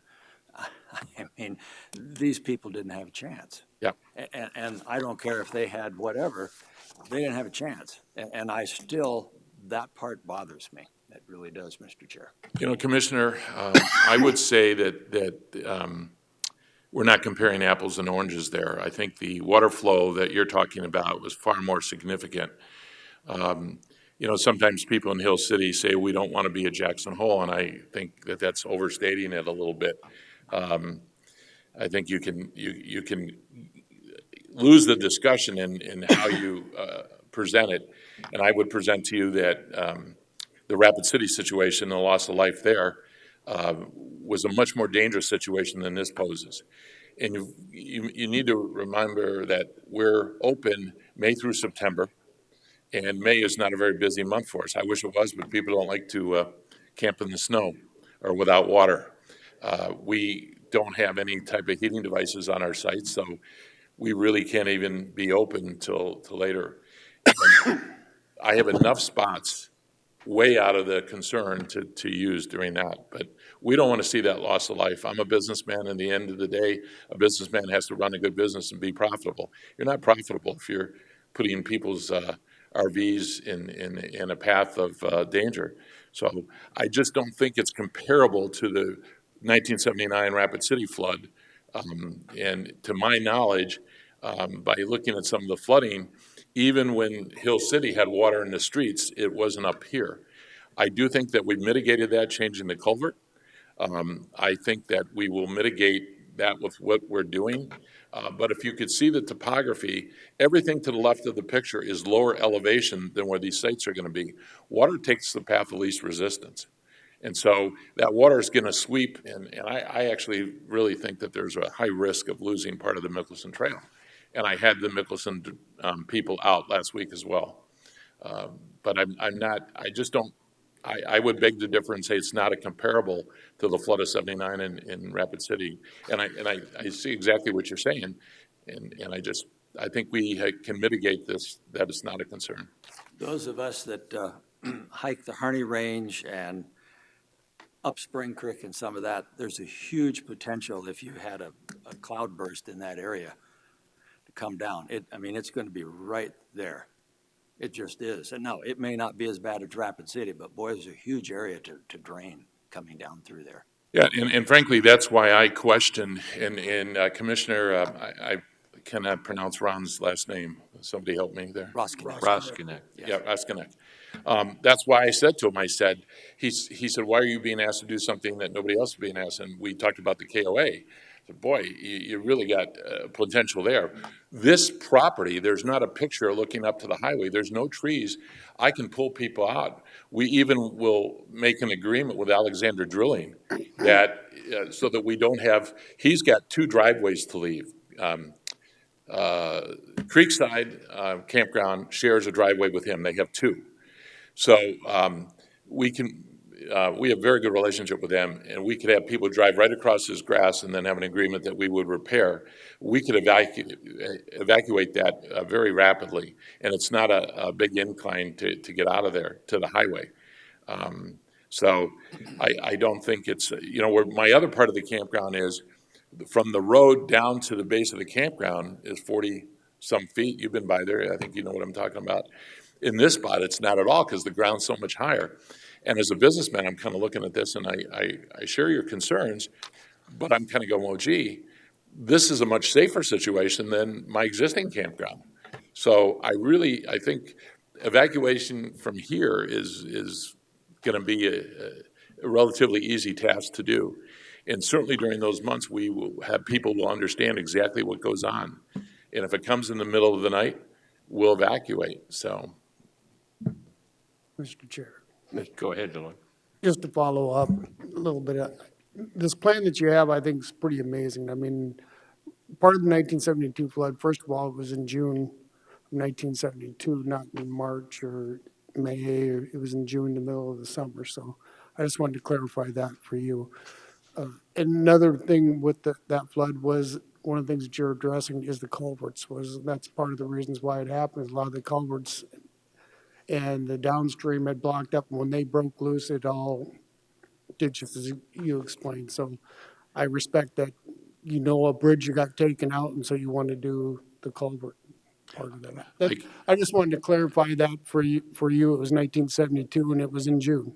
Yeah. So to say March, yeah, you don't have to put people in there, so forth, but the summers are down Yeah. 4 times. You know, I've actually looked at the dates of the high flood flow, and you're right, it has touched into June, but it's usually the early part. I think the culvert is key. Yeah. And, you know, I'm standing here asking permission to spend more money, which a lot of business people don't do. I think for my safety and well-being, putting in a big box culvert, I think, isn't that what you call them, Jason? I think that would solve a lot of the problems because it won't clog up. And that's what happened last time. And the people down Dead Brook Road, Mr. Raga, it's not fun when you can't get to your house because of a bridge. And I think that bridge probably popped because of the quickly overflow once it went over ours. So I hear that, and I appreciate you bringing that point up. And we will subsequently, I'm not sure how we apply to change that culvert, but we would very much like to change that culvert. They put in some big ones, but these were people selling a campground. It had already been sold. They were still running it. They didn't spend the money that I would have spent because I want to fix it once, not twice. Now I got to fix it again. So whatever permits what we need to do that is part of, if you want to make that a conditional, we will do that. That's just for my own peace of mind. Yes, go ahead, Jim. I would just like to make a comment relative to the plan that you have. And number one, it seems to me I would much prefer in a circumstance like this to depend on location and circumstance as a protective device as opposed to management policies and actions, i.e., you have outlined a program which I think is admirable. And if instituted consistently and well managed, I think it would probably, in almost every circumstance, protect your customers and the people involved. Unfortunately, it depends on good management. You may be a good manager. 10 years from now, you sell this, the next guy ain't so good. Or financial situations develop in which people decide there hasn't been any high water for months, years, etc. We can cut back on this or that. We're not going to drill our staff consistently. All of those things prevail because we're dealing with humans, you know, and they are imperfect. That's why high ground is the best protection. And I know this is a beautiful place. I can understand the attraction, but I sometimes think that maybe it should be admired from afar rather than having to rely on elaborate programs, effective if well managed. But once again, we are going to have to rely on human frailty not to cause a disaster. And that's why I say we shouldn't even build in these areas. What the reference to Rapid City, I agree. The consequence in Rapid City, we're talking about, you know, kind of like dam breaking, and that what it really did, you know, sort of raise the ante dramatically in terms of consequence. But I lived up creek, way up creek, and our neighbors died too. It was a mountain stream, Rapid Creek, way up towards Pactola. And, you know, the reality is the only real good protection is to not put people in circumstances where these kinds of situations can develop. And that's why I just oppose this kind of development. And it's not, maybe portions of this, as Michael said, the phase one and so forth, I could support. But the closer you get to that creek and the more potential for harm, it's very difficult for me. And I want you to know this is no reflection on your management or your motives, quite frankly. And I'm not saying that you're wanting to put people at risk in order to make a lot of money. I mean, I'm certain that you're confident that your people can handle this and will, but that is not the kind of guarantee that somebody in the face of a flood hazard wants. They want to be able to hike up a hill and in short order and preferably be on the hill all the time. And so that's just my concerns. And my fellow commissioners may have different views, of course, and I appreciate and honor those, but that's how I kind of feel about this at this point anyway. So, Commissioner, I hear you and I can understand that. But as humans, we make a decision every day. We get on an airplane, it's totally based on human frailty. We go under the scalpel of a doctor, it's totally based on human frailty. We don't stay away from those things. We don't not fly in airplanes because we're worried about that. There's a right way to do it and a wrong way to do it. We haven't built a nuclear power plant in this country in quite a few years, I think over 35 years, but yet nuclear power plant by now, by some of the environmentalists, is the safest way to do it. What we have is a heritage where they didn't do it right. You can do things right. But if what you're saying is true, then Trailside right down on Hill City should be closed. The rest of our campground ought to be closed. Nobody is going to feel any better if they lose a loved one because the people in power say, well, they were grandfathered in. So the reality is that we have a tourist area. The reality is there are inherent dangers, and that's why Governor Noem passed what has been commonly called the stupid camper law, that you cannot remove all of the risk in life. I think that if you weigh the risk of Spring Creek and this, I just can't see a different result in improving that. And I think there are ways that you can mitigate it. And I think that for 60 years, Crooked Creek has operated, and doesn't mean that, in the next 40 years, we couldn't have that one set of 100.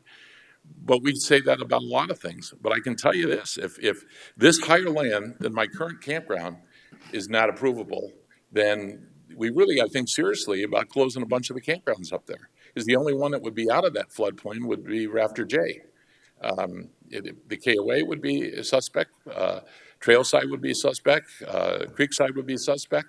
The firehouse, you want to talk about, that's further downstream where they could really have a rush.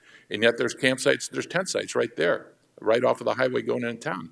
So there's a huge impact to, thinking that way. And I just don't think in this day and age that we can say, well, you have to admire it from afar. There's a demand for campsites. COVID proved that to us.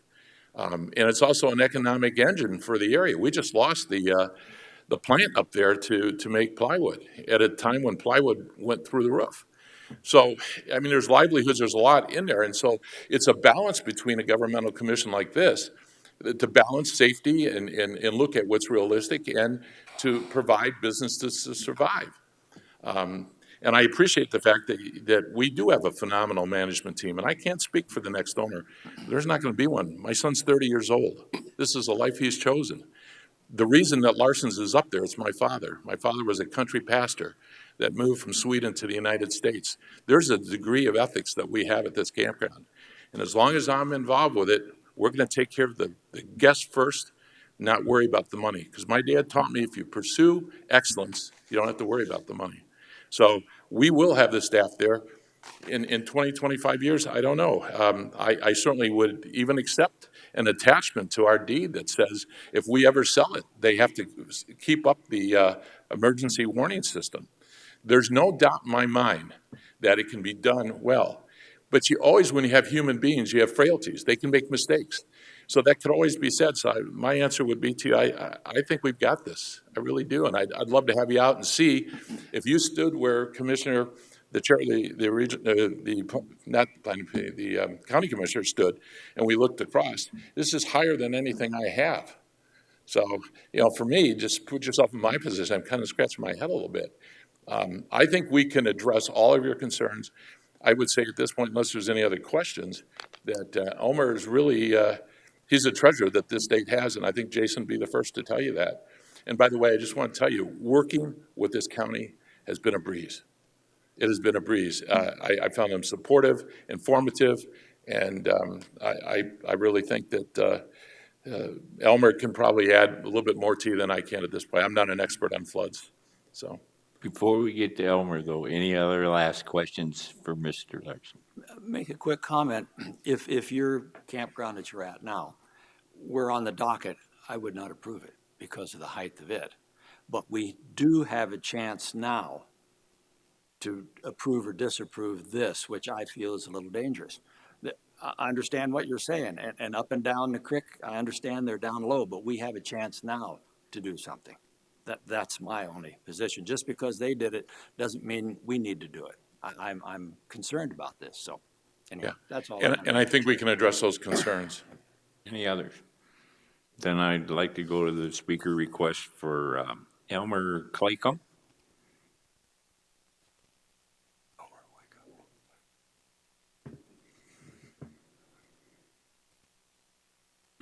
Elmer, would you please just introduce yourself for the record? My name is Elmer Claycomb. I'm a registered professional civil engineer here in South Dakota. I've been working with Lars on the Crooked Creek Campground for about a year now. I'd like you to, someone just review, I think there were 3 conditions that came back from, was that from the county commissioners? What were the 3 items? I want to be sure that I address the actual questions. Elmer, the on-site meeting that you had, is that what you're speaking about? The 3 items? I guess that's what it is. Installing an early warning system for flood conditions. Number 2 would be conducting a detailed flood hazard study. Number 3, making payment of penalty fee for operating RV park without an approved conditional use permit. Okay. Let me start with number 2, which is doing a detailed study. I love to do detailed floodplain studies. That's my bread and butter. Has been for a lot of years. This particular area is a detailed FEMA study. There are cross sections upstream and downstream of the area in question. I have tried to obtain from FEMA the detailed study information. They're supposed to have saved that in their library. And as I've encountered numerous times before, they can't find it. They may have it, but they can't find it. That information would be extremely useful because it would answer so many questions. Being not available, we just can't go back to it. In order to do a detailed study, it would involve a topographic survey, which is the most expensive part of it. The study is not very much. When I would get done, I'd have the same information as you have now. The study that was done by FEMA is very formal. We'd come up with, again, minor differences because I fully believe it was done properly. A lot of the discussions that have happened are based on people's, let's say, suppositions or observations where, and I've dealt with this so many times, where people will stand in a place like this and say it's higher than back up there. It's not, it's lower. Ain't no way around it, it's lower. The prevailing slope of that stream is 5%. So, as you progress downstream, you're dropping lower. But it's very difficult to perceive that without a surveying level to be able to see what's up and down. It's just, unless it gets really steep, you can't tell up and down, all right? So as far as doing the study, I'd love to do it. I just love to do it. I get more money for doing it, but I don't think when we got done we'd have anything significantly different than we have now. I'm going to say maybe an in-between step would just be to get better topography of the area where the park is proposed, and then relate that to the FEMA study, because I think the information in terms of water surface elevation would not change with a detailed study, but we'd be able to tell how deep the flow is expected to be right where we're standing here. I'm going to say related to that is the reason you're dealing with an RV park today is that FEMA has looked at RV parks as being an acceptable use in the floodplain. By law, they couldn't eliminate all use of the floodplain. They could make it real difficult, which is what FEMA did, and dealing with flood insurance, but they couldn't eliminate all the uses because that would be a taking of the property. So years ago, when the flood insurance program through the federal government, they looked at uses for those areas that would be compatible. And that is based on this supposition that the RVs can be moved. I agree with the comments about getting people to react. We lived in Custer 2 years ago when the biggest flow that's come through Custer happened. Again, everybody refers to it as a flash flood. It's not a flash flood. It was a very common flood. Gradually, you could see the elevation come up. Had plenty of warning. Not a one of the RVs was moved. And on top of that, the county didn't move their own vehicles that are in a parking area that's in the floodway. People, you can't beat that. In any event, just in terms of the detailed study, yes, we could do it. I don't think it would change the situation. It would give us a better handle on what the depths of flow would be. One of the most important things I believe about the proposed plan is it creates a second entrance to this park. And Lars referred to that. I don't like to deal with a subdivision or an RV park that has only one entrance. It's too prone to things happening that block your idea of being able to get out.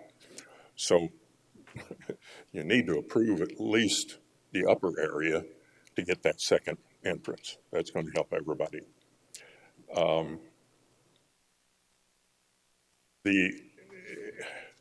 I can't disagree with your comments about we'd be ahead if we just didn't do anything in these floodways.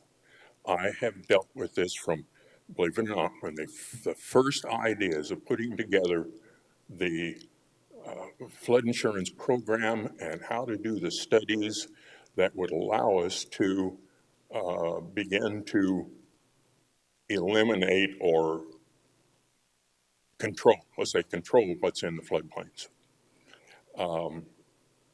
And I was working on this and I'm going, I feel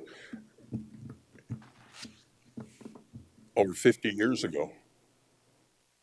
And the legislation, the rules have been in effect for over 50 years. And all of the places that there have been floods and the damaged buildings have not been removed.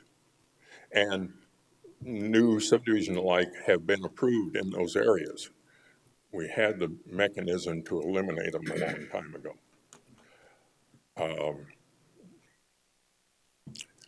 But back to the basic question, I'd love to do a floodplain study, but it's not going to change the conditions. What was the first question there? Installing an early warning system for flood conditions. Yeah, I think that's, I wish they really did that in everything. You're supposed to have an evacuation plan. Part of the FEMA requirements is to have an evacuation plan.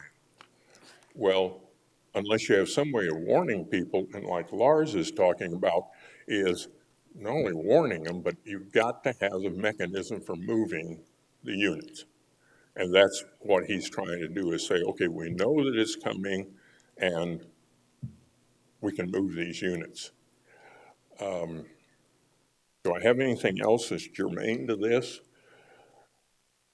I have looked at the records of, there's a recording rain gauge on Spring Creek above Sheridan Lake,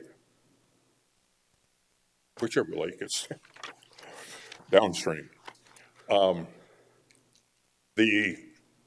the length of the record that there has been on that rain gauge or that flood gauge, we haven't had anything through there that even borders on the FEMA-controlled flows. We need to talk about it. The correct term is a 1% chance of being equaled or exceeded in any given year. And unfortunately, years ago, they hooked onto this the term 100-year. Consequently, people, and it's logical, they say, well, we're only going to have one of these in 100 years. And like Rapid City, we had one already. That does not change the fact that it could happen yet this summer, okay? And my wife and I, who's put up with me talking about these things for many years,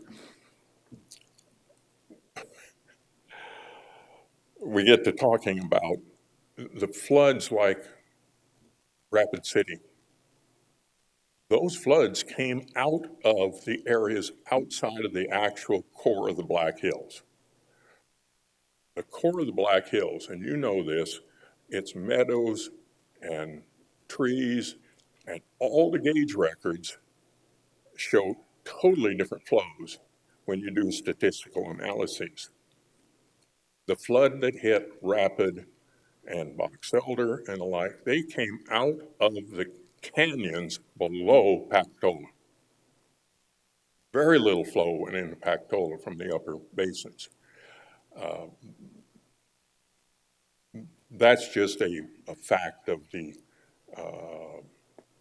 Black Hills topography, ground cover, etc. The flow that FEMA has projected for Lars's area is very high as compared to a reasonable statistical analysis, but everything in this area has been influenced by the Rapid City flood. We can't get that out of our minds. Not a bad idea. But the type of flow that probably will occur here, and it will in all likelihood be gradually rising because we don't have the kind of canyons to create flash floods. If any of you have seen a real flash flood, a hydraulic phenomena is a flash flood creates a rolling wave in the front of it. There is sometimes no water in the stream because the water coming behind is moving faster than the water ahead, and nobody wants to know about this. But hydraulics causes that deeper water to move faster than the shallower. The deeper water catches up with shallower, and it creates this rolling front that'll come down a canyon. I've never seen one that was very high, but I have seen them where you see that rolling front coming down. But that's not, again, the topography, where you've got these big meadows and the like, you're not going to get a true flash flood, but you will get higher flows. I think I've said more than you really need to know. So if you have questions that I could answer, I'd be glad to try. Thank you, Elmer. Questions for Elmer? Mike? Elmer, I've got just a comment. My wife's from Keystone. The Rapid City flood was something else in Keystone. It killed, from what she said, a fair number of people in the campgrounds. That was one of the big problems in Keystone. In Keystone?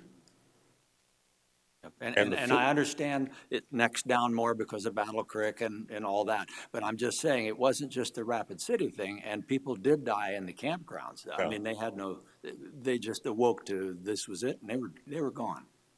So anyhow, I've looked at the flow in Keystone from the actual records, and it was nowhere near the FEMA projected flow. But those campgrounds, I haven't looked at specific campgrounds, but so many of them are just, crammed into an area where people can't get out of them. They, all of those RVs are supposed to be movable. They're supposed to have their axles under them. They're supposed to be so you can grab a hold of them and pull them out. That's the whole idea of it. And then you look at what a lot of the campgrounds, and they're essentially made permanent, so you can't move them. But yeah. Other questions for Elmer, please? Thank you, Elmer. Appreciate it. Thank you. I don't have any other speaker request forms, but is anybody else like to speak in regard? Certainly, Mr. Larson. I looked for 7 years before I bought this campground. And the one thing I did not want is permanent vehicles on the campground. That's a quick buck for somebody because they do the whole summer and they think, oh, at least I got that covered. We have none, zilch. We have no mobile homes. We have nothing that is there November 1st. So I just want to clear that up. Elmer's exactly right in that, in what he said. And he's actually, just to correct the record, he has been a consultant to us, as his wife reminded me, over 2 years. So that ought to tell you something. We have been concerned about this for over 2 years. So thank you. Thank you. Mr. Chair. Go ahead, Elaine. Sir, I kind of struggle with this. Back when I was on the city council, I was on the floodplain committee, and we rewrote some of that stuff and raised it up a foot for development in the floodplain, and among some other things, but also being, listening over the last 15, 20 years to Don Barnett's story of what happened and so forth. And you're absolutely right, 1972, and I struggle because we have our fairgrounds that would like to use a part that's in the floodplain. And he talked to that director, he talks just like you do. He says, and it's factual. 1972, we didn't have the technology that we do today. The notifications, the level of the creek, knowing them, the sensors that we have in there, there was a lot of things different from way back then than they are now. So, so it's a struggle. It's a balance of trying to figure out, do we want to keep the greenway green and keep it that way, or things have changed and maybe we need to rethink things? I don't know, and you can sense that from this commission right here. They've experienced what's happened in our community, and that's where they're coming from, their feelings and what's going on. I just wanted to express that I struggle with it, quite frankly. I lived here during the flood, and I understand that, and I understand technology has changed, and you have a very good program. And I also understand some members in our community who are very hard set against anything that has that risk involved. So I understand that, and I just wanted to express that to you too. I don't know if you were here at that time, but it's a very passionate thing for this community. I agree with you. I spent my entire career in the medical industry, and risk management is something that is very much to my heart. By the way, we just had a private company, the Philadelphia Insurance, hired a private company to come in and do risk management at our campground just a few weeks ago. We had one issue in the office that we took care of. You should also understand that we had about 11.7 acres when we bought the campground. With the acquisition of the Alexander property, we purchased another 12.7. One of the reasons that we could put in a septic field and give away that much space is we don't want to pack people in. You talk about Keystone. If you look at the topography there, having a bunch of campers in a small spot makes it very difficult. We're actually moving out and taking our existing campground and moving into 25 acres, and we're not adding that many sites total. We've actually eliminated. So just keep that in comparison, that we're actually making it safer for an evacuation. The road that's going out is a exit only at this point. But if you looked, Jason, do you have a picture showing the Alexander drilling?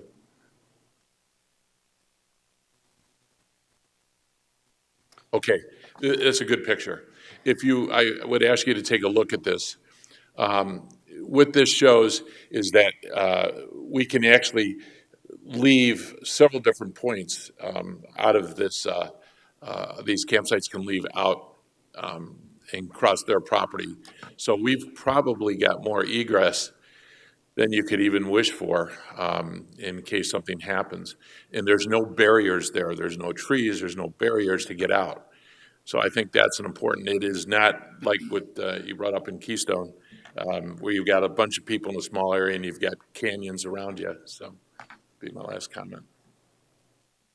Mr. Larson, hasn't come up yet, but I just read through the conditions. Would you be opposed to having yourself and your staff work with Jason in regards to this notification equipment you're talking about installing so that it would become a part of the conditions of your operation? Absolutely, and I think it's a fair assumption to say that Deb Hadcock is not a pushover. She's from Missouri, and not literally, but I think you get my meaning. Yes. And when she left, she gave me a hug, if that tells you anything. She said, "You've gone above and beyond." Okay. So no, we have a reputation. I've lived 70 years of my life with a spotless record. So much so that I've been approved to give testimony to the National Security Administration.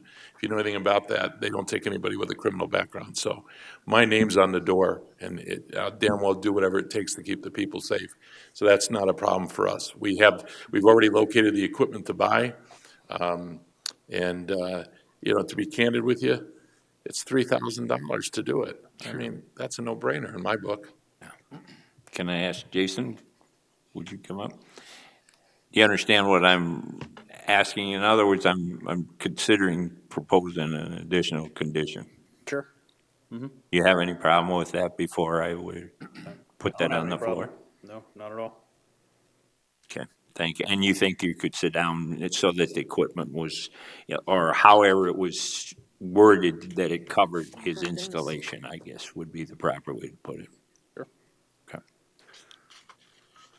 Just so you know, I even offered Commissioner Hadcock to take our evacuation policy and use it at other campgrounds. So, Mr. Lloyd? Chair, Oh, go ahead, Karen. I think if we're not going to allow this gentleman to use his property, then we need to be willing as a county or the state to purchase that property from them, because it is a taking if you're not letting someone who has gone above and beyond to make sure this is safe. And I lived here in 1972. I was just about 2 blocks from Canyon Lake, so it impacted me as much as anyone. But I think, if FEMA says that campgrounds are an acceptable use, or an RV park is an acceptable use, I think if we aren't going to allow that, we need to buy the property from him. Lloyd, you had a comment? Yes, I did. This come up on the commission's agenda at the last go-around, and it was recommended for continuance, but the board was going to consider it, to look at it, and I was the one that asked it to come back to you guys for conditions, because you guys continued it for a reason, and I believe it was for these reasons. And I don't know if we need a motion, but as far as the conditions, I like the adding into the conditions, the LCCR flood evacuation plan and the replacement of the culvert with the box culvert, add that in as a condition. So that'd be 3 conditions we're talking about. 1 for the equipment, the culvert, and the evacuation plan. I think they're supposed to have that plan, but I'm not sure what kind of plan to put in. Jason, is there already, I read them quick. I didn't add those Most of conditions in there. most of it's contacting and noting to the clients, but I didn't see anything about a plan handed to them or anything. This So LCCR, is that the electronics that measures LCCR is Larson Cricket Creek Resort. But just on the culvert, I can't give you what they put in, but I think Elmer told me that if we were to increase it, we go from 3% to 5%. Is that accurate? If we replace the culvert? That's what Pascal told me. Would it be all right to say, I don't remember? Okay. Yeah. I always sometimes think bigger is better, so I've just figured that you put in the largest one you can, you've got less chance of stuff coming through there. But we had Elmer take a look at it, and I think we've got the paperwork to show that what's now is good, and we can do better, but it raises it from 3% to 5% or something. So, but I have no problem with any of those conditions. What would you call that alert program, that electronics part? The electronics part will be it's a foghorn that we'd place on top of the lodge and place the other one right on the border of this property. And they operate at certain decimals. And this is where the gentleman, Steve, that works for us, he designed systems around nuclear power plants to evacuate people. So I don't know what the name of it is, but it'll be a horn-based system backed up with a text that goes out to every camper, telling them of the flood. And then it will be a knock on the door and people prepared to pull them out. So I guess my guess would be to work on this one. If we can't have a name for it, the evacuation plan that he presented. flood it's a flood evacuation plan, I guess. Right, Yeah. works for me. As presented today. All right. Just for the record, I prefer that we put this on the table as a motion, and we'll add the additional 3 conditions we're talking about here. So then we can discuss and perhaps a little fine tune the 3 conditions. So would somebody care to make a motion in regards to this, one way or the other on the staff's recommendation, and then we'll get a second and we'll open it for discussion. I would prefer that so that we have it for the record that something is being proposed, one way or the other. Go ahead, Mike. Can I throw something else in here? Sure you can. What would happen if we okayed phase 1 now so they can get that going? Phase 2 and all the stuff that Lloyd's talking about, then they can take care of that down the road. But phase 1, they can get that going, get it ready for Sturgis. We can't have it. We can't. We're off the charts for this year. And I honestly think after meeting with 2 of the county commissioners that we would stick with the whole proposal. I know this board makes a recommendation to the county commissioners. That's kind of my feeling at this time. I'm really flexible on a lot, and I think that we never undertook that so many hands got in this pot and the cost of all of it. But I think what I can assure you of is that I have no problems with the conditions set forth, and I would even make that a part of the permit to operate a campground there, that it has to operate a flood evacuation. And quite candidly, I think we're missing the boat here. I think fire is equally important. You want to better this county, let's do both. Again, the chair would rather see it put as a motion, and we'll open this to discussion and add these additional items we have been kicking around here. I would make the motion, but I can't remember the 3rd condition that you wanted to add. Well, there was 3, I believe. Penalty payment. Lloyd, have you got those written down over there? Kinda. The flood evacuation plan that was presented today and replaced culvert with a box culvert, which was what he made the comments that around it was a box, is which your words. Could we make that remove the existing one that's undersized? Didn't you indicate that they had put in a similar size? No, they went with a bigger. And believe me, there's things I know and things I don't know, and a smart man knows what he doesn't know. And I don't know anything about culverts. Okay. So I would be more than glad to get to commission Elmer to take a look at that. I do think it also involves maybe the Army Corps of Engineers. Yeah. I cannot beg forgiveness for something I never did. I'm not sure that when they replaced it, They went bigger, but I'm not sure that they talked to anybody. I would look at Larson, let's go I ahead. would look at Charlie's recommendations for the box culvert. How would we word that? I think it's be determined between staff and There you go. to enlarge it, based upon upon evaluation. conversations between staff and the operator. And Okay. now and then you said the That was two. notification program, and then the third would be the electronic. That was the third one. The monitoring of the Right. level of the creek. What would I say? The notification, electronic notification? Yeah. That's the three, Karen. And then now we're talking about one additional one, and that would be included in his existing park, which he just put on the floor for us. Move the notification system, that would involve, he's going to monitor and watch for the existing park too. Absolutely.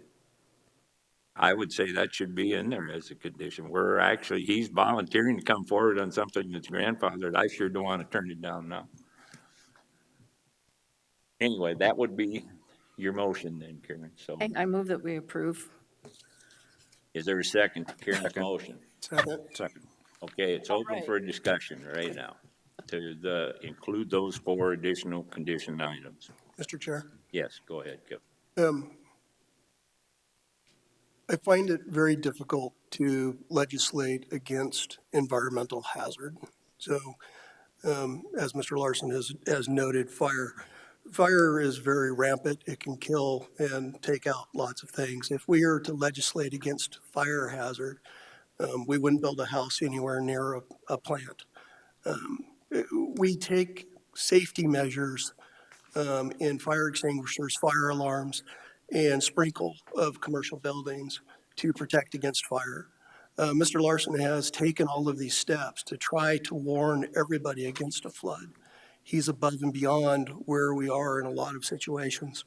I fully support what you're doing here, and do not believe that we can predict Mother Nature or what she's going to do. We could all be struck down by lightning tomorrow. So I think that people being able to recreate beside the creek, I love camping beside a creek. I know the personal risk. If there's an early warning device, all of these steps that you're taking, I'm in support. So just my comment, sir. Thank you. And then I want to point out that even though we're talking about 4 additional conditions here, I have a lot of confidence in the staff and this applicant to get the wording correct, where our approval of this conditional use permit, as the motion indicates right now, would not be in effect until they got that wording correct. In other words, I'm confident that staff will follow through on the conversations we've had here. So I just want to point that out. I feel comfortable doing those things when we have a staff, and especially an applicant that's very open to the importance of these words. Thank you. Mr. Chair. Yes. Just for the applicant and staff's mark, I like the recommendation to add in fire. I think on their evacuation plan, you could reword this, do minimal work on this and include fire. Absolutely. So if you could do that, I would appreciate that also. You'd like it amended to include fire? Sure. It'd be a friendly amendment to the motion maker. All right. To those that made and seconded the motion, are you in agreement with that? Or do you want to make it a motion to amend? I would also like to make sure that the early warning system remains audible, so that it's an audible early warning device. I know that in Along your with a text. yeah, you have the text in there, but people may not always have service. Oh, they'll hear the horn. Trust me, they'll hear the horn. Yeah, I think that the term audible really needs to be attached to that early warning system. Kevin, would that also include the fire, as Lloyd was stating? If you're putting in your evacuation plan that you're going to have an audible warning system for fire or flood, okay, that would be based on the evacuation plan, here's our early warning systems for fire and flood. Lloyd, do you want to make a motion then to amend that the initial motion, so that, what are we calling that, the evacuation plan? Would include fire. Yeah, it'd be flood and fire evacuation plan. They could There's do, second? Second, I'll second that. okay. Moved and seconded to amend our motion to include, the flood and evacuation plan to include fire. And I assume for notification as well. Yes, thank you. Any discussion on that? Mr. Chair. Yes, So, go ahead. condition number 19, would you just like to modify that? I certainly would think you could, yes. Okay. Any other discussion? So 19 would involve our flood evacuation plan is what he's saying. So we're not truly adding 3 more conditions. We'd be only adding 2? Yeah, you'd be adding, replace the culvert, and that all those conditions apply to the existing campground as well, if I'm understanding correctly. Correct. And the only caveat I would have is let's do the study on the culvert. yeah, Right. that was part of it. Yeah. You guys had worked on that. Okay. Additional discussion on Lloyd's amendment. Hearing none, all in favor of the amendment signify by saying aye. Aye. Opposed? Motion No. carried. Excuse me, I dropped the hammer a little quick there. Did you get that one, Jerry? Okay, thank you. All right, we're back to the initial motion, which would now include the amendment. Additional discussion from the audience. Mr. Chair, Yes. I'm going to vote against this, and I understand that I do so with some hesitancy, because generally speaking, I endorse development. But I do think, and it's not because of my experience with the flood that I am particularly sensitive to this, but I do believe that the people who arrive at this location are guests. They are unfamiliar with the environment by definition. My experience has been many RVers are at best rank amateurs, and they don't handle their rigs nearly as seamlessly as a professional would, because obviously they don't do this all the time. And so we introduce a sense of risk there simply because we have people who are doing something that's unfamiliar. And anytime we go on vacation, we're sort of out of our, comfort zone, I think. And I just find it hard to believe that the Black Hills does not offer sufficient opportunity for campsites for trailers without having to put people in such close proximity to a potential risk such as this. And to respond to one thing about Karen's comment about the taking of the property by not allowing you to use it for that use. No one buys property with the assurance that the use is infinite or unrestricted. Nobody. And Mr. Larson is a savvy man. He knew he had to get some kind of validation in order to use this way. So there are a lot of possibilities that are short of this. So I don't feel badly about opposing it on that ground also. And I just think we have been, over time, just a bit too blasé about depending on management to solve these problems. And I just think it's bad public policy to put something like a tourist parking lot in such a circumstance. If this were some kind of facility that was absolutely essential to the community, then that might be a little different. But it isn't, Granted, and I don't mean to minimize the importance of the tourist industry, but if we need it and we have to have it, but there are infinite possibilities in locating rental space for travel trailers. And so that's why, in spite of the efforts, and I think I will say this, it's good management for us to, as a board, to be doing this, to approach it this way and provide these additional provisos. But I know that it will be dependent upon the actions of imperfect humans, and that at some point, I think down the road, the policies will be poorly and ineffectively employed. I wonder if Mr. Larson would be willing to tell every person who came into the campground who was parking in those areas that they are assuming a real risk from potential flooding, and not simply in a handout, but in a public statement to that effect. I would even do more than that. I Okay? spent the last 24 years of my life making TV commercials in the medical industry. I put together a video to show them. But I will tell you that I guess the problem that you're not seeing is there is a wanting to be in the Black Hills that even in Custer, they don't have. People want to camp in that area, and they want to pull through because whether you like it or not, side-by-sides have a demographic that's much larger than guys my age that ride motorcycles. And it's the future. Sturgis is not. You can mark my words on that. If you watch the motorcycle license every year, they drop. So here's what we get when we get side-by-sides. We get 3-4 farm families from Nebraska.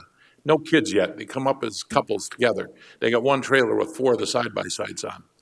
We get families with little kids. And I'd actually could pose the question if it's humane to put a kid in the back seat of a side-by-side because it's pretty dusty and bouncy and dirty. But they do. And then we get families, their kids are gone, and couples find that they can't hike up to that area. They can't bike up to that area. And then we get seniors. I have one next to me right now in my camper. I've got a guy next door. He's got an air conditioned, and he's probably in his 70s. He's got an air conditioned side-by-side. So we get those people. And yes, you're right. That's a whole national discussion whether or not we require a driver's license for RVs. That's a whole national question that's been out there, and I'm not sure anybody's solved it. But the people that we're going to service with these spots are meant to be into service with Hill City, whether they want it or not. Some people have different opinions on side-by-sides. I think there's a way to manage that with fines and showing people a video what's acceptable and what's not before they get their license. But there is a built-up demand for exactly what we have. We have 4 pull-through sites right now, and they go the quickest. People that don't have a lot of experience with these trailers, they want one that they can't back something in. And backing in a large vehicle is difficult because you get the turning of the trailer or whatever. So we're serving a need, and I think, and I can probably get, I've had this discussion with the mayor, and I think there is a valid need. And you could say, yeah, we could put a campground down, somewhere, but it's too far away. People want to go through Custer. You wouldn't believe right now, if you went right today, how many side-by-sides are going through Custer Park. So we're right in the depths of where people want to be. They don't want to go 15 miles. Custer is the town of Custer up to Sylvan Lake. I mean, that's a pretty long trip. People make it, but they'd rather stay up by us. So I do think that there's a need, and I do think that tourism is an important part. And when you see that we're down probably 50% in tourists this year, and the tax coffers are low, I think you may appreciate that. But the frailties, there's always going to be. My wife's a LASIK and cataract surgeon. And people say, well, doctor, what's the complication rate? And she goes, well, doctors that have no complication rates do no surgery. You're going to have inherent risk in life. And it's just a question of asking. And I appreciate, the park was, Governor Noem had proposed putting some new high-end sites in the park. And she got more negative press on that than any other issue that she's ever had. And she got it from non-campground owners because there's not enough of us. So I do believe in keeping things pristine. And I think the exact use, when I first called Jason almost a year and a half ago, it took a little over a year to negotiate to buy this land. It hadn't been for sale since 1874. And it had a conditional use. And quote unquote, Jason said, we think RV park is a perfect place for a flood zone, as the Army Corps of Engineers and as FEMA think. So I hear what you're saying. I appreciate that. I think that what we've done, if you really look at it, we're taking 25 acres and really not increasing the capacity all that much. I actually have more space here with 25 acres than I had in my old one. So I appreciate it. I appreciate your viewpoint, and Thank you. Appreciate it. All right. Go ahead, Mike. The last meeting, I started off by talking about floods. I've been in some in Montana and places. Since that time now, we've come up with all kinds of things, plus amendments and everything else. Underneath it all, it's still a flood.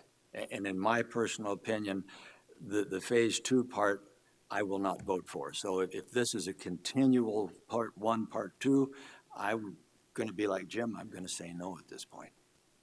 I respect your right to oppose that, and I would ask the full board to vote on our proposal. Oh, they will. Additional discussion. Questions for Mr. Larson? Thank you, Mr. Larson. We'll go ahead now. Before and we can still discuss this, I want to make sure everyone understands the amendment or the motion. The motion is to approve staff recommendation of conditional use permit CU 22-30 with the following conditions. Now, based on a short conversation with Jason here, condition 19 would be the one to add the amendment, would be the one to add the evac plan and committing it to both flooding and fire. Am I correct, Jason? Yes, sir. All right. Then we would need two additional conditions to meet the amendment. One involving the technical equipment of noting alarm for either fire or flooding. And the third would be in regards to the enlargement of the box culvert. Is that correct then, Lloyd? I've covered your amendment? Yep. All right, that's the motion as it is on the floor right now.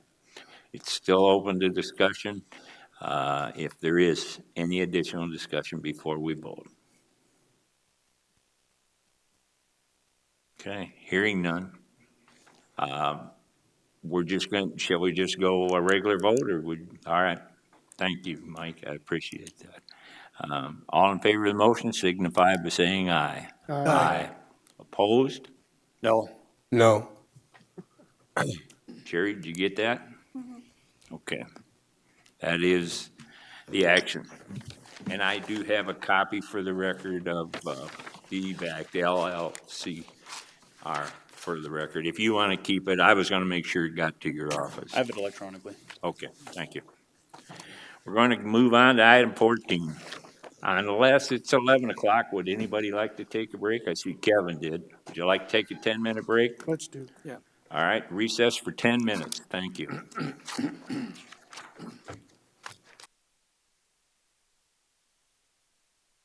Call the meeting back to order. And we're going to move on to item number 14. And Jason, you're up to bat.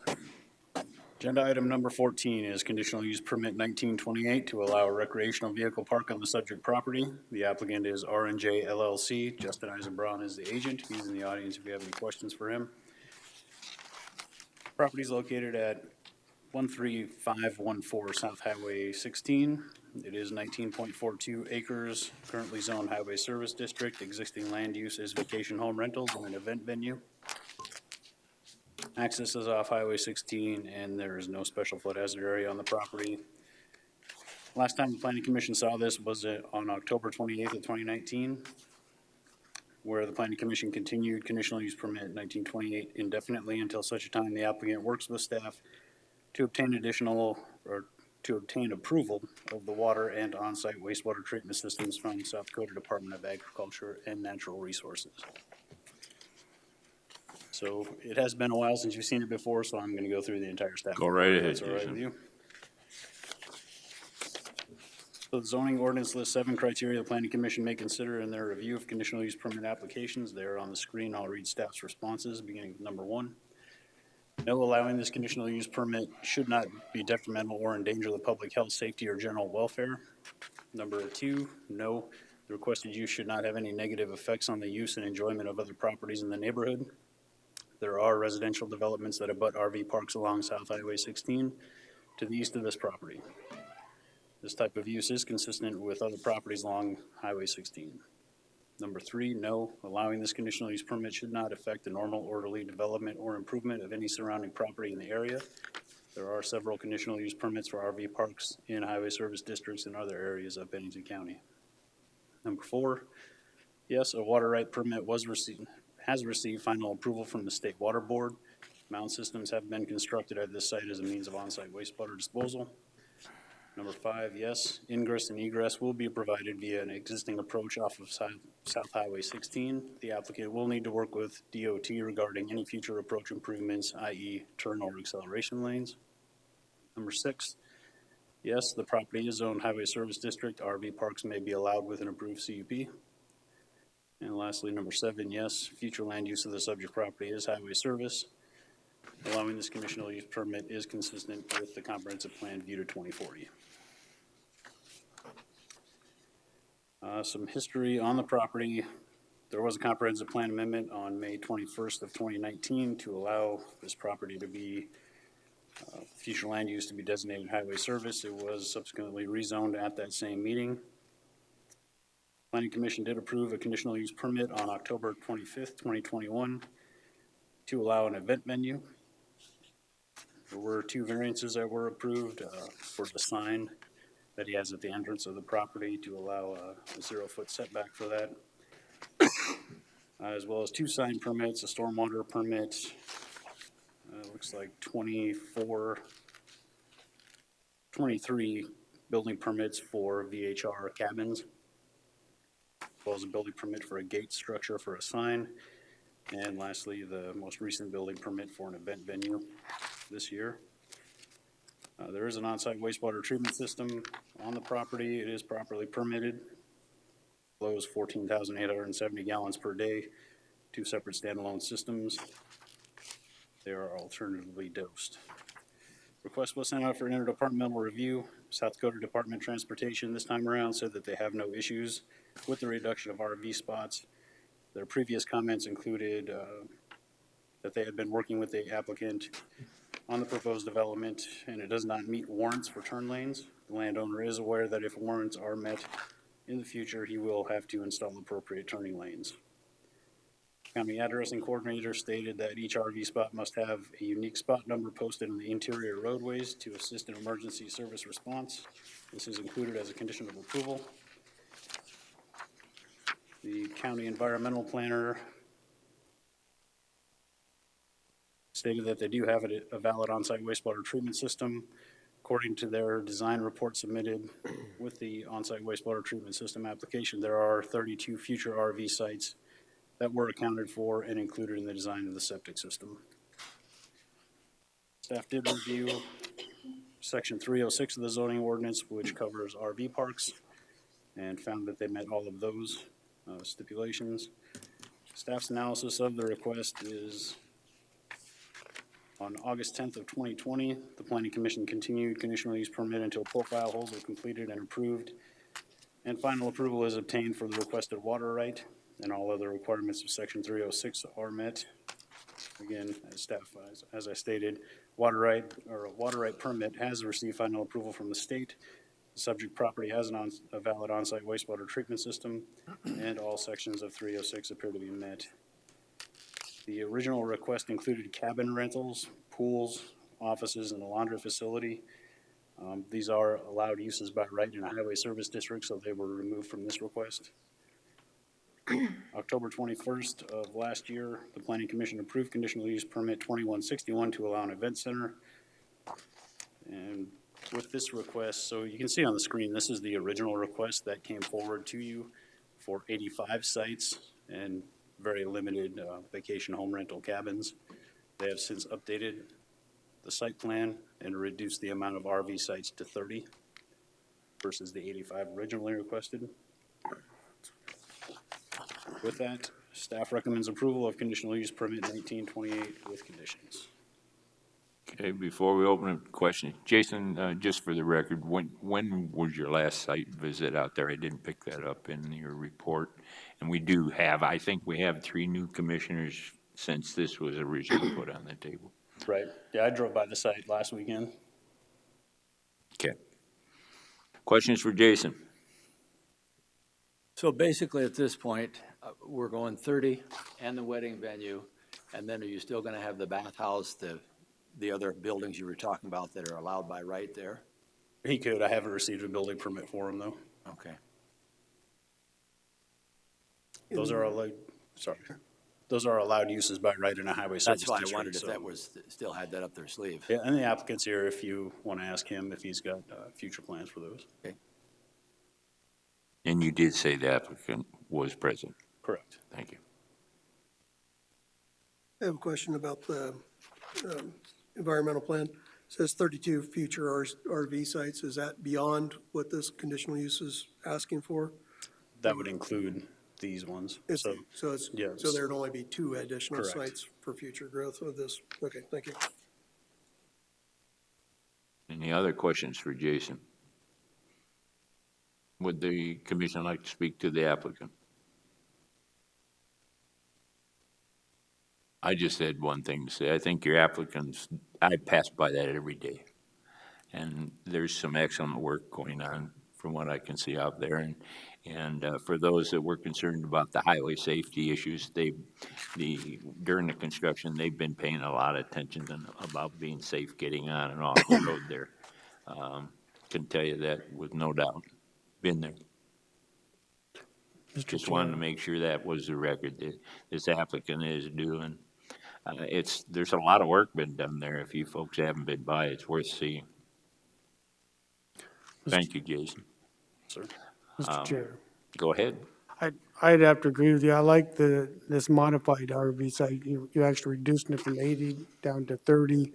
And I know a lot of the concerns that we had was the buffer between the residents and this property. So I hope your revised plan looks a lot more appealing to me than the original one. So I think, yeah, I just wanted to thank you for reevaluating that.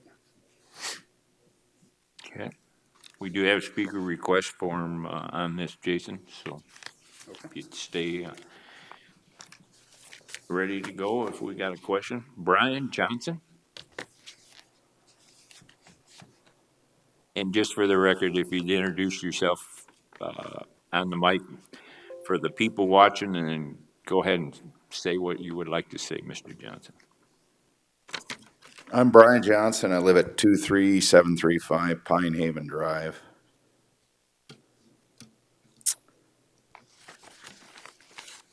Why do you think I'm going to ask a hypothetical here. Why do you think they have a 306? Why not just include it in the regular zoning on the highway services?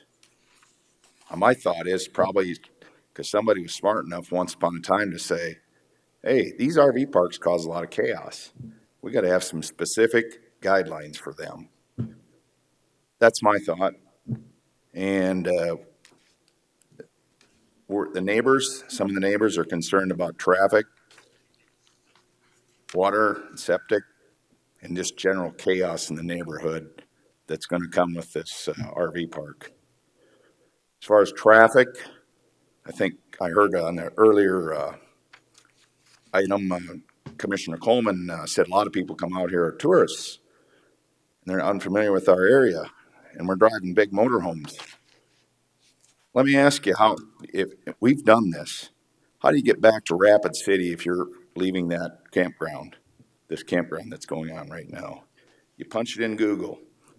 Google takes you down to Main Street, Rockerville, and tells you to take a 140-degree left turn with no turn lane and a big RV. We've had accidents. We've had a lot of close calls. I just think RVs in there is going to create a lot more problems. It's one thing to have cabins when you have generally smaller vehicles, but when you have 40-foot RVs plus towing you're going to be towing UTVs. I just think that's going to be a real recipe for a lot of problems down the road. And you, Charlie, you said, they've been real good about traffic, or what they're doing there. We had we talked about this a while back. There's a approach there right into Rockerville. He said they weren't going to use that approach to go across a white line. And we have pictures on this memory stick if anybody'd like to see them, where their construction equipment is going straight across that approach and crossing the white lines. So there's going to be more of that coming too with the RVs, and it is easier for sure, but it's still illegal to cross that line, what he's doing or what they're doing. So, if this is approved, what he's asking for, we'd like a couple conditions for you to consider. We're concerned that there's going to be not enough water out there for all the development that's going on. We'd like to see a meter installed. Right now, all he has to do to the state is just report, yeah, I'm using 4 acre-feet of water. There's no way to enforce that, and we think there's going to be a water battle down the road. Even though the state says there's a lot of water there, we disagree with them. We'd like to see a water meter installed, so when that water fight does happen, and we can determine if he is actually using his allocated water or if he's exceeding that allocation. That's one request. Another request would be to put they're proposing, the DOT is proposing to put a road along that section line on that west property line.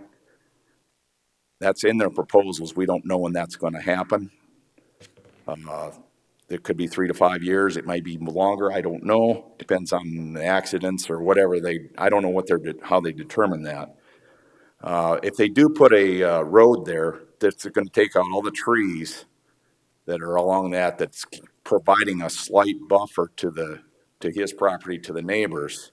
We'd like to see some condition in there where if they do put a road on that section line, that there's some sort of a privacy fence or a privacy hedge that the applicant would put in at that time. It's nice to see, we've been battling this battle for 3 years. We seem to always end up last on the agenda. I don't know if that's by coincidence or if planning and zoning department doesn't like us. We don't think they do, but anyway, here we are again, and it's almost noon, so I don't keep you any longer, and thank you. Is there any questions for me? Go ahead. Questions for Brian? I've got one, Brian. You guys do use a meter on your own out there on the houses, don't you, to keep track? How do people keep track of whether they've used their, on that water system? It's just, you don't. You don't? So You just a go family and- of 5 they're going to use a lot more water than a husband and wife. So it's just that's the way it is. But in my opinion, a commercial entity should be having their water metered, because we don't know how much water they're actually using. I guess what I was going by, I thought there was some allotments up there on water off a joint well system that came up the last time we talked about this. I'm not aware of anybody that has a Okay. meter on their All their personal home. Okay, that answers my question. Thank Okay. you. Thank you. I have a question Go ahead. on that hand-drawn map. I don't know if Jason would be the one to pop that up if you will, Jason. I've got a quick question on that. I would have the applicant come forward and speak to that. I didn't draw it. On the left, looks like a football field. What is that? Justin Eisenbrown with RNJ LLC. Right. That is where cabins are currently being built, and there will be cabins in the interior of that be built also for future plans.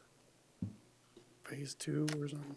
Yeah, that'll be a phase 2. So off on the left where there isn't anything, there are going to be things? There are cabins there now. There's cabins to the farthest left corner and down. Can you use your pointer so they can see? Sure. And are those cabins counted as part of the 30? Excuse me? They're additional. Cabins are considered separate. They're already sized. If you're talking septic, correct? Well, that's the whole thing. In other words, we're talking about okaying 30 cabins, but you've already got some in there? RVs. It's just RVs, the cabins are not. Or excuse me, yeah, Yeah. you're right. Okay, for septic tanks and everything, that's all part of it. We've all been approved with our septic plan. It's all been all engineered and done. Okay. And the reason that we redid this is to keep the RV units as far away as from any housing and neighbors as we can. That's why we moved everything back as close to the road as we can. And we're putting cabins, and we put a buffer zone in between the cabins and the residential areas. Moved them back further than what we would have had to put them in, just to be as compliant with neighbors as we possibly can. I remember originally there was a house right up in that corner where the road is. It was really close. That was one of the concerns back then when we okayed this.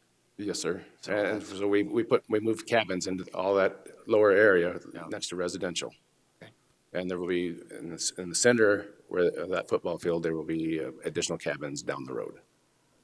Nothing to be built right away. And he had questions. Yeah, we are going to, our plan is to put in a shower house effectively, and it will service the shower house where the pool is going to be. We are going to plan on putting the pool in down the road. One thing, a couple of things here. One, Mr. Eisenman, if you want anything you had planned to say, you're up here now and go ahead and say it. I had a question on your drawing, on the backside, isn't there one, it came up in conversation last time, there is an entrance to this property off that. Yes, sir, but we're planning on taking that entrance out, so we Okay, won't that's, be I thought I entering into remembered there Pine was. Haven to not disturb the people that live in Pine Haven. So Okay, so that won't be used in your current plans? no. Okay. Any other questions for the applicant while we have them up here? I did build a 4.5-foot fence, brand new fence, all against the residential side of it. Brand new woven wire fence. So, yeah. It's a woven? Yeah, woven wire fence. It's 4.5 foot tall. All right.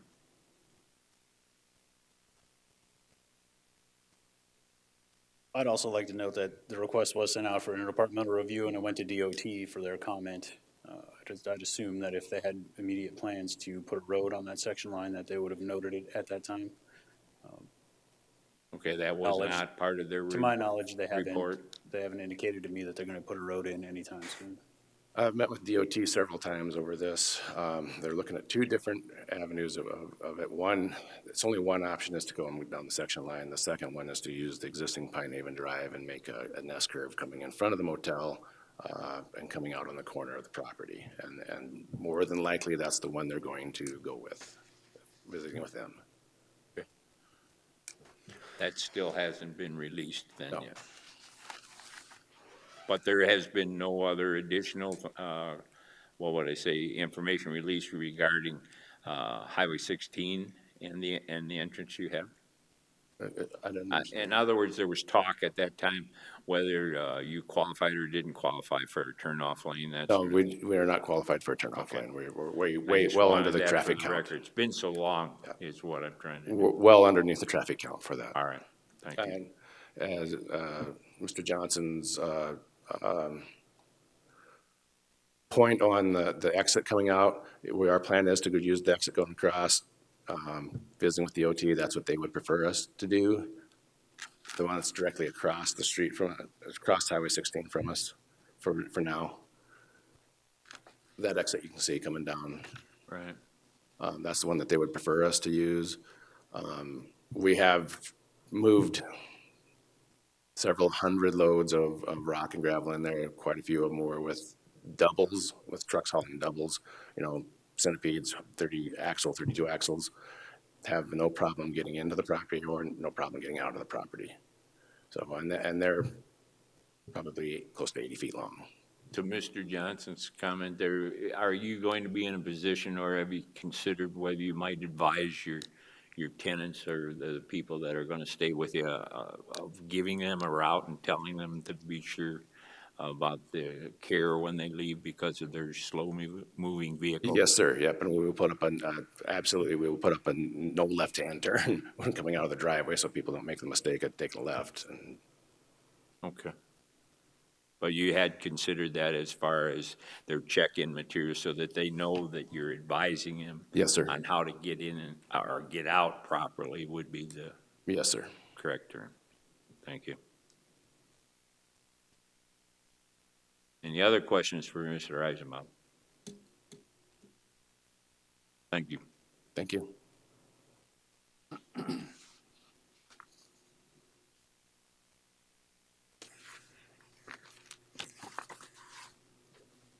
Jason, I just had Mr. Johnson that spoke.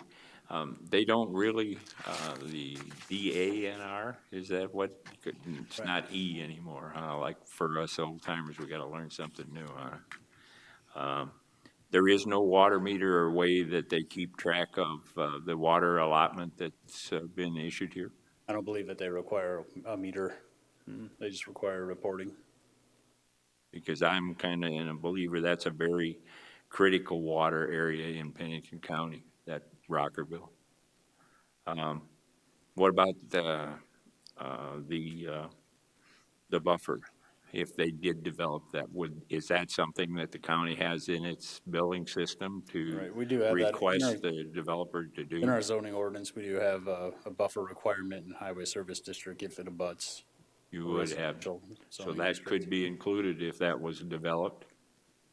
It could be, but it's already in the zoning ordinance. But you Yes. could definitely include No, it. no, I meant so that it was part of the development. Sure. Okay.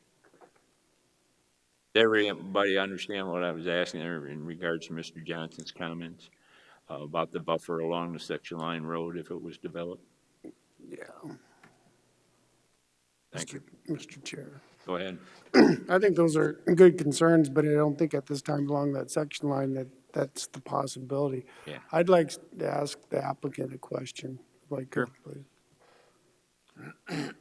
I have to have you introduce yourself again, just for the Justin record. Eisenbrown with R&J LLC. Thank you. You know, I think you've worked quite a bit of this out and reduced the size of it and so forth. You know, the request for a meter, would that bother you? Not whatsoever. That would actually. That's actually part of the state's requirement, so. Oh, it is? Yes. Okay, so I think if we could add at least that to the requirements, I think that's good, not only for you, but for the residents also, so you can verify how much your usage is. I just wanted to make sure you're okay with it and we're. That's actually part, it says part of the state's requirements for a public water system. So do we need to add that if it's part of the state's requirement? Okay, so now we know it is, so, okay. I just wanted to check on that. Thank you, Louis. And then my additional, while we've got you here, Jason, whether we could switch 15 to be the two-part fire pit we're using now. We didn't use it at this time in regards to fire pits, our two-part condition. Yep, yeah. Okay, so we'd be looking at adding 2 additional conditions because one certainly exists. What we're talking about is we've gone with fire conditions in regards to fire pits that you would, one, that they'd have to be in the proper permitted type of thing, which it defines here. But the second part of it now is that you also, I'm having a brain void here. What's our second part? Is this something to the effect of contacting? Oh, yes, the locals to give out the internet address or the local call numbers to see what the current day's fire conditions are. Oh, no problem.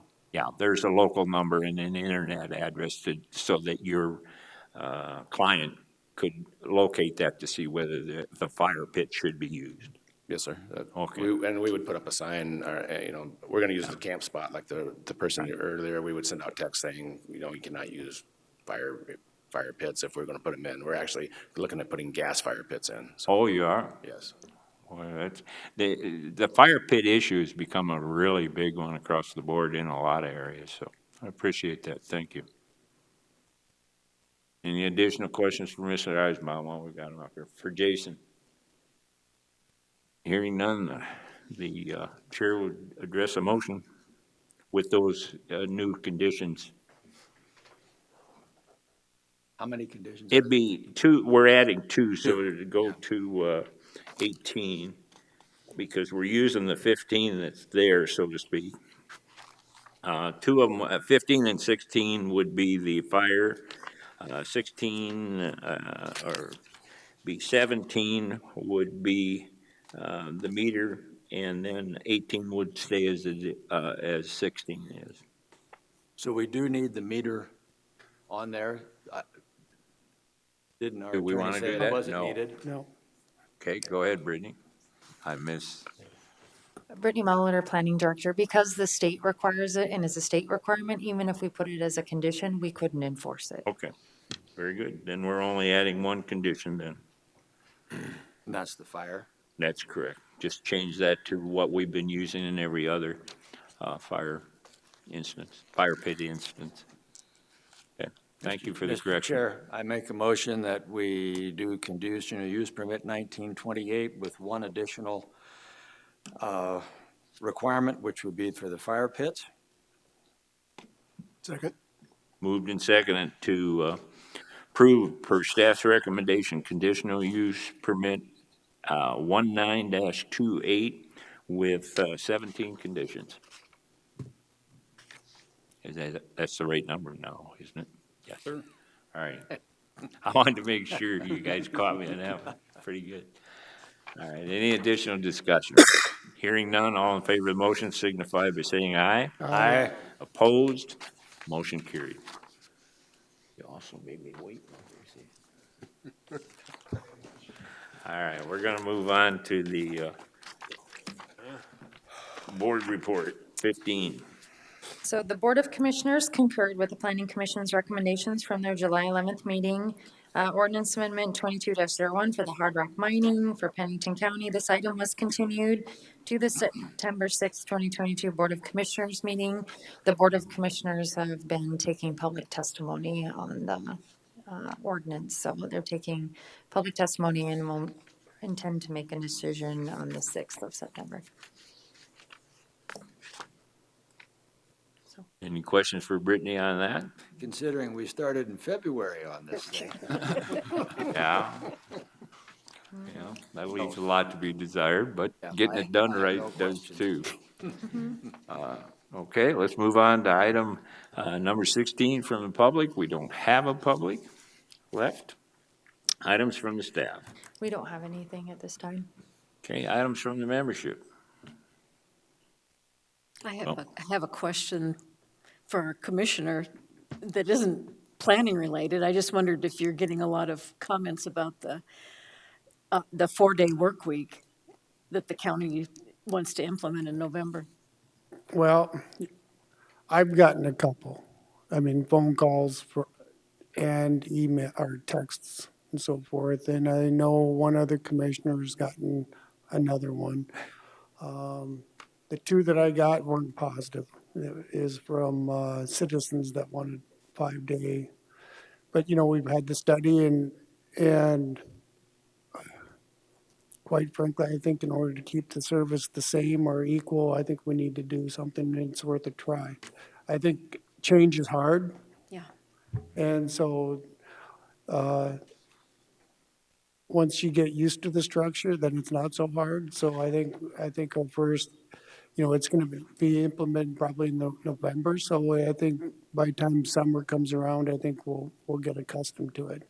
I did attend a conference over the weekend and took comment from many other commissioners about what, you know, they're having the similar problems as we are, and they asked about the 410s. I think a lot of the misconception that I've gotten back is people didn't listen far enough to know that we were extending hours. They just thought 4 days a week, and so they didn't know we were opening an hour early and staying later. So they just heard the 4 days and didn't get the whole story. Okay. Thank you. Okay, and I'll throw in one thing. We're still running a vacation home rental committee. and it meets every week. We've only skipped 1 week, and the final report will not come back through this body, it goes directly back to the commissioners. I just wanted to let you know, but we'll try to make sure that you're all furnished, certainly with one for comments, as you are regularly involved in vacation home rentals. Committee's doing an excellent job.